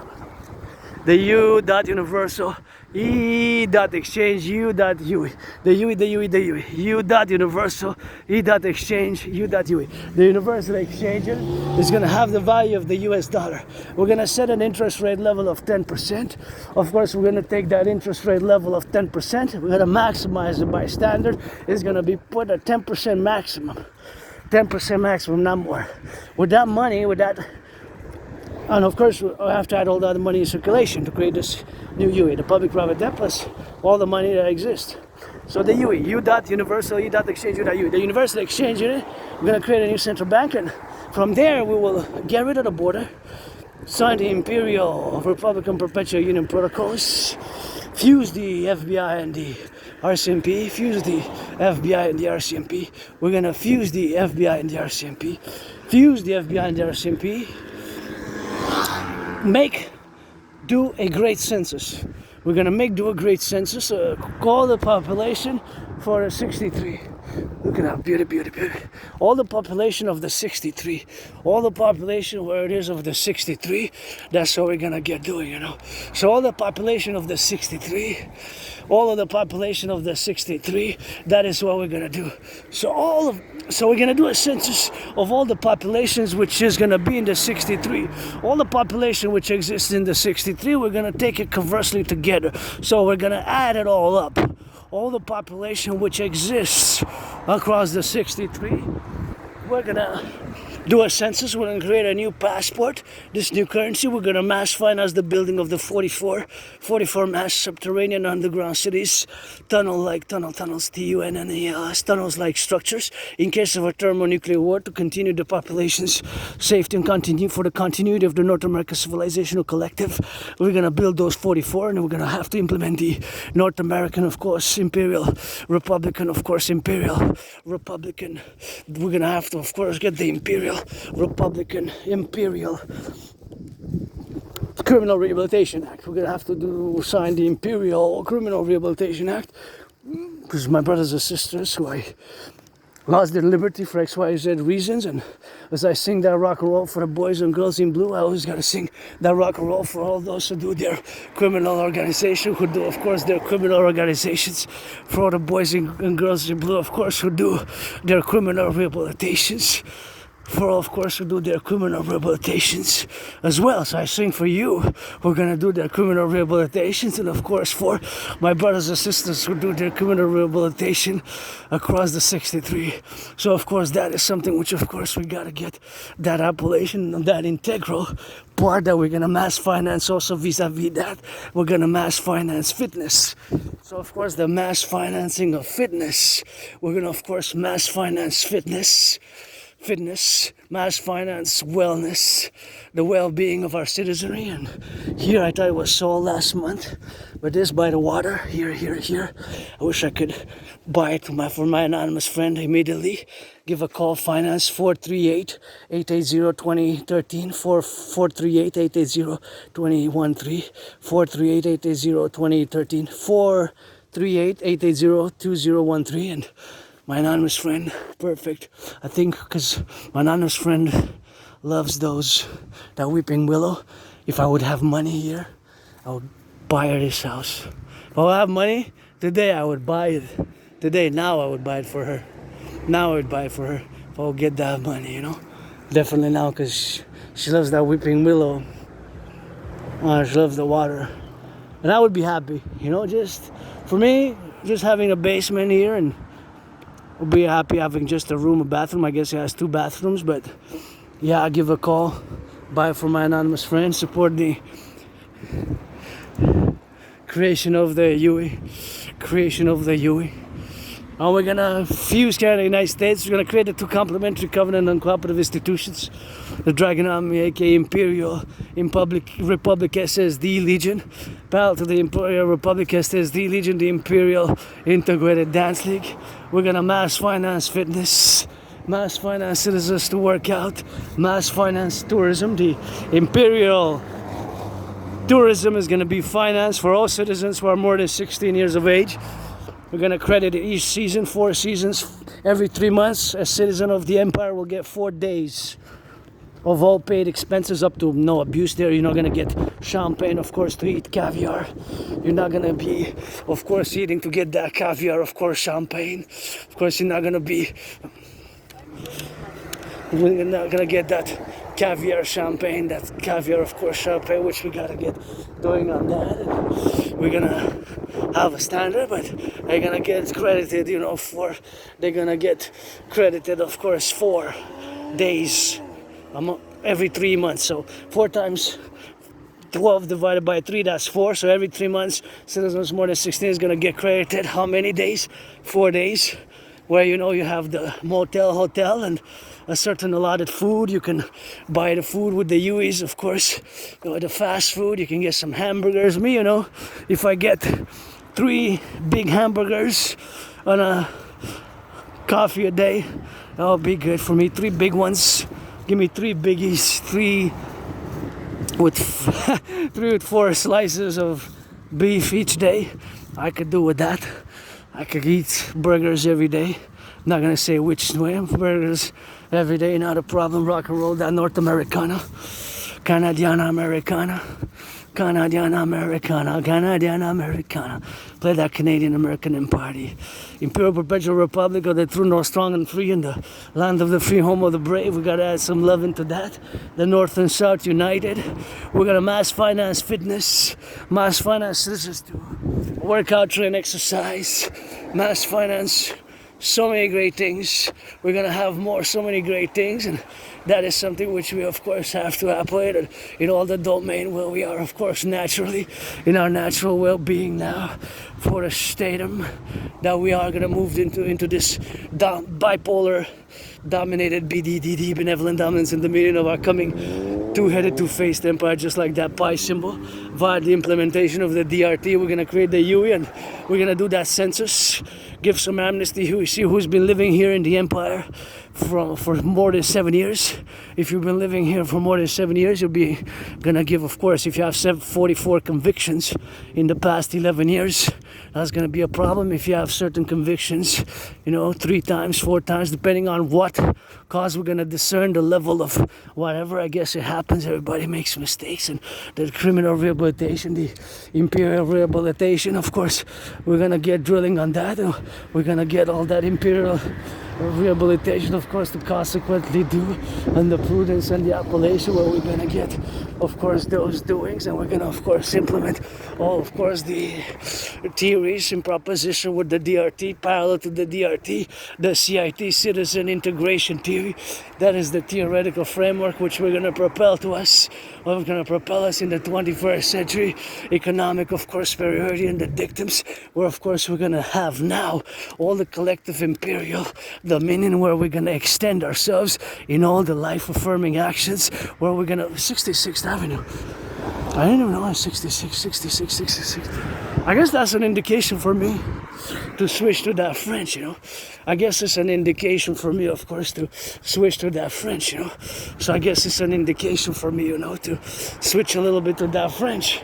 So, of course, the dynamics being, of course, that we are now in this position where we are vulnerable economically, socially, financially, and we must propel ourselves further with great healing, great vigor, great action, and affirming the DRT for the creation of the imperial UE, and creating the double trouble imperial guards for only solely 63 internal SSD, security, service, and defense, based on my protocols, such as the body is a temple for pleasure and purpose, and public safety order, and rehabilitation of our brothers and sisters who need some help to assist. Make sure who builds the social housing is the construction workers who build the social housing, is the construction workers, of course, who build the social housing thereof. And of course, it's something which we, of course, have to build in consequence of where we are, the prudency of our civilizational well-beings that we are in the domain now, of course, in the naturalness and the habitats, and of course the dictums that now we need to speak that French, because we in la belle province. So that is just how we have to do it here, because we did the great linguistic compromise. So pledge allegiance, friends with benefits only. Questions relating to rock and roll, dancing, and the dream, the dancing goddess and the dream, the dancing goddess in the dragon kingdom, which is fundamentally a call for our PPP, public-private partnership, and the Imperial Republican fusion to finance and sign the accords, which of course have mentioned, and we of course have integrated completely in all the appellational tribunes of the tributes, and the 63 pledge allegiance to all our brothers and sisters of the coming of our empire, founded with trillions of kisses, founded with trillions of kisses in the North American Collective, because that's what I got most. How about that French? In 4, 3, 2, 1, et bienvenue. Une petite marche, on vient de faire une grosse chanson de la géopolitique en anglais du rock and roll, fait que j'ai pris une décision de bien sûr mettre un peu du français du point de vue qu'on a fait le grand compromis linguistique, mais c'est sûr que moi aussi je dois me le faire par conséquent. Si moi-même je le fais pas, c'est sûr qu'il y a d'autres gens qui vont pas le faire, mais il y en a qui vont le faire plus que d'autres. C'est sûr qu'il faut faire un effort, comme moi je suis en train de le faire maintenant dans mon travail indépendant en tant qu'analyste, athlète et théoricien en géopolitique indépendant, qui aujourd'hui, bien, c'est ça que pensé que j'allais partir pour m'entraîner, pour faire cette marche d'entraînement physique. Bien avant, j'étais arrivé quand même partir en retard à cause qu'il y avait tellement de nouvelles de la géopolitique. Vous savez, moi-même, je suis un analyste et théoricien, un stratège en géopolitique indépendant, et c'est bien sûr par conséquence que ces analyses et théories doivent être comprises, parce que bien sûr, ça fait partie de mon travail intégral comme artiste, qui vit avec une condition de neurodivergence qui s'appelle l'Asperger's. Puis ça m'a pris bien des années avant d'accepter que j'ai cette différence, parce que ça faisait des années, comme l'avait dit, mais plusieurs citoyens et citoyennes, bien sûr, qui ont travaillé d'une manière ou d'une autre, et je trouve ça beau, d'une manière ou d'une autre, qui ont travaillé dans le domaine de la santé, puis j'ai pas voulu l'accepter, hein. Ça m'a pris bien des années avant que j'accepte que j'ai pas voulu accepter, je suis différent de cette manière d'avoir l'Asperger's, aussi connu comme l'autisme hautement fonctionnel, vis-à-vis que c'est sûr que il y a quand même un stigme, tu sais, il y a de moins en moins de stigme vis-à-vis de l'Asperger's, puis l'Asperger's, ça a été fusionné avec l'autisme hautement fonctionnel. Et c'est sûr qu'on a une différence, parce que nous, le cerveau, il y a des mutations au niveau microscopique. Fait que nous, on voit le monde différemment. Fait que la manière qu'on voit le monde, c'est différent, et l'engagement du point de vue social, la compréhension sociale, ça peut être un peu difficile. Mais on a quand même un paradoxe, c'est qu'on peut avoir des forces et des compétences vis-à-vis à ce qu'on appelle nos intérêts spéciaux. Puis vous savez que nous, notre force se trouve bien sûr dans les rituels routines. Fait que dans les rituels routines, on a des routines rituelles on s'engage avec intensité, on est super dedans dans cette routine rituelle. Puis quand ça vient à la géopolitique, c'est ça ma spécialité. Je suis moi-même un artiste, athlète qui adore le rock'n'roll, l'entraînement physique puis la danse. Et bien sûr, mes théories, protocoles et stratégies de la géopolitique sont quand même à contribuer d'une manière, je pense, quand même exceptionnelle, d'un point de vue réel et d'un point de vue que, pour dire que je prends beaucoup de fierté dans mon travail indépendant dans la géopolitique, puis je dois le dire, là, que moi-même, j'ai prévu la situation actuelle. Je vais traverser de l'autre bord. Moi-même, là, j'ai prévu la situation actuelle. La situation, on tourne la tête de gauche à droite. Moi-même, là, j'ai prévu la situation actuelle dans 2019. En octobre-novembre 2019, j'avais prévu qu'est-ce qui se passe maintenant d'une manière générale.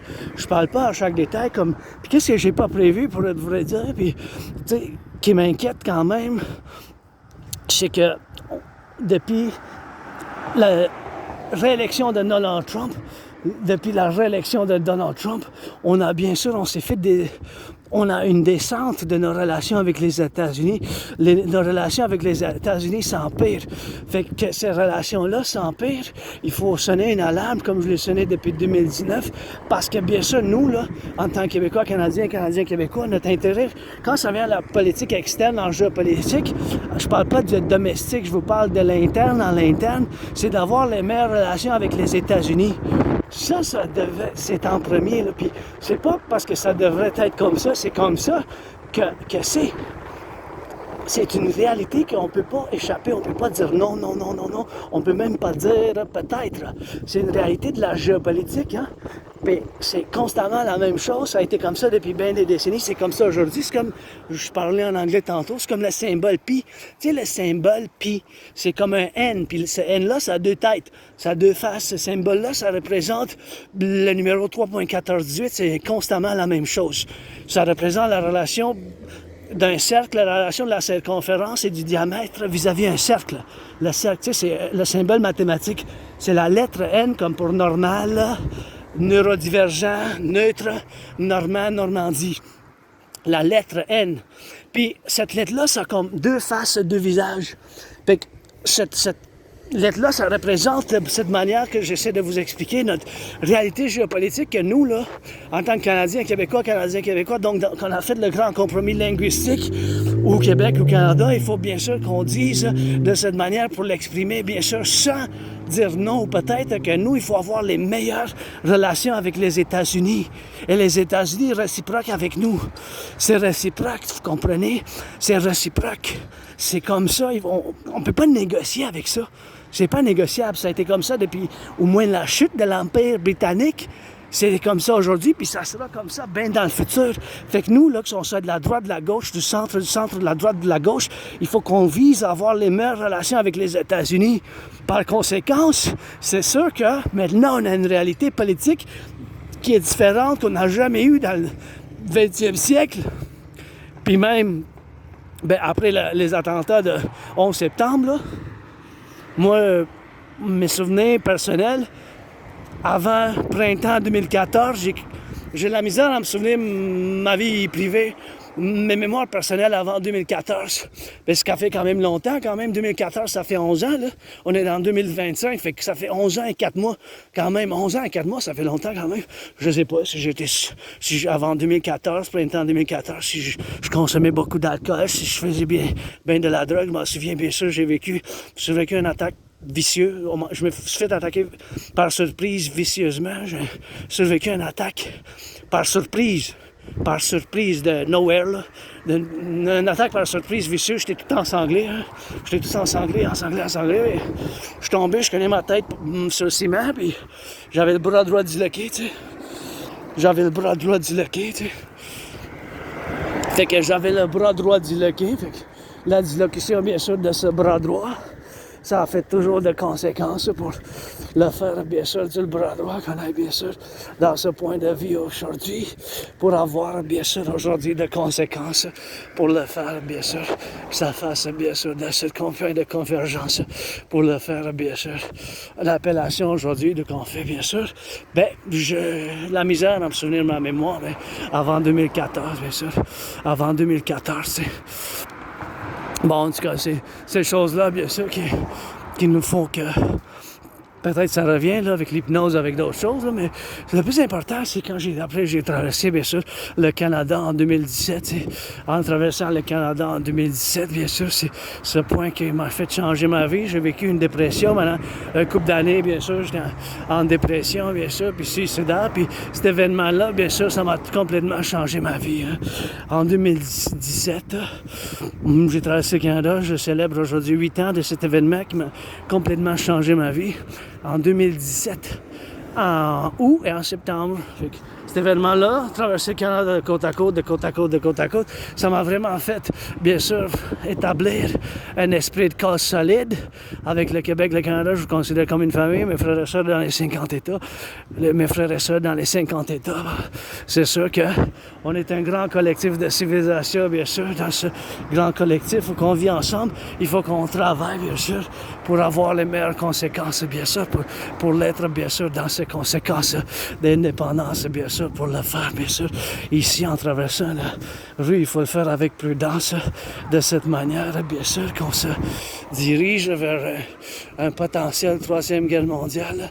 C'est quelque chose, bien sûr, que moi-même, j'ai prévu de la conséquence, avoir de la prédiction, bien sûr, de cette valeur, bien sûr, pour le faire de cette manière, où qu'on vise aujourd'hui, pour faire dans ce domaine de l'appellation, bien sûr, pour être, bien sûr, indépendant, et bien sûr, tout à faire, bien sûr, dans ce complexe intègre, avec toutes les manières qu'on s'exprime, puis qu'on fasse le pluriel de cette intégration, puis appellation dans le domaine, bien sûr, qu'on ait de conséquences pour vivre, bien sûr, dans tout ce domaine où qu'on existe aujourd'hui. Pour dire que j'ai prévu la situation actuelle, mais j'ai pas prévu, bien sûr, qu'il y aura une détérioration de relations avec les États-Unis. Fait que ça, par conséquent, c'est nouveau pour moi aussi. Puis je m'inquiète un peu, j'ai des frissons quand même, que chaque fois que j'en discute, là, que depuis le 1er août, là, cette année, là, ça va faire un mois bientôt, dès le 1er août, là, on est désigné comme une menace extraordinaire par les États-Unis vis-à-vis qu'on n'a pas coordonné. On a manqué de coordination. Bien sûr, ils disent qu'on a manqué de coordination de nos forces de sécurité, telles la GRC vis-à-vis la frontière, de la coopération aussi vis-à-vis le crime.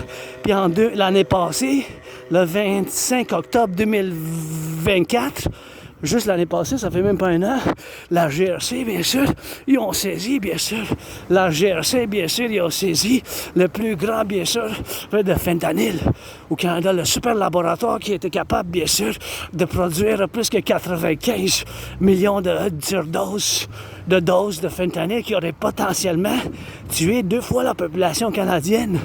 2 fois, fait que c'est mentionné ça aux États-Unis qu'on a manqué de coopération, puis bien sûr, les groupes criminels transnationaux, ils ont manqué, bien sûr, de coopération avec nous. Fait que ce manque de coopération, puis cette augmentation vis-à-vis les groupes transnationaux qui se sont impliqués, qui se sont instaurés, bien sûr, chez nous, dans le domestique, qui vont qu'on est désigné de même. Puis ça n'a jamais arrivé au 20e siècle, 21e siècle même, qu'on est désigné, qu'on a des relations là, de même. Puis nous, il faut qu'on fasse les meilleures choses pour avoir les meilleures relations avec les États-Unis. C'est constamment une réalité géopolitique et les États-Unis vis-à-vis nous. C'est pour ça que je vous fais appel à tous de prêter allégeance les gens et de soutenir mon rêve et surtout de faire l'implémentation de la TRD, théorie de la refusion de la dette, bien sûr, pour la création de l'unité d'échange universelle, pour la création de l'unité d'échange universelle.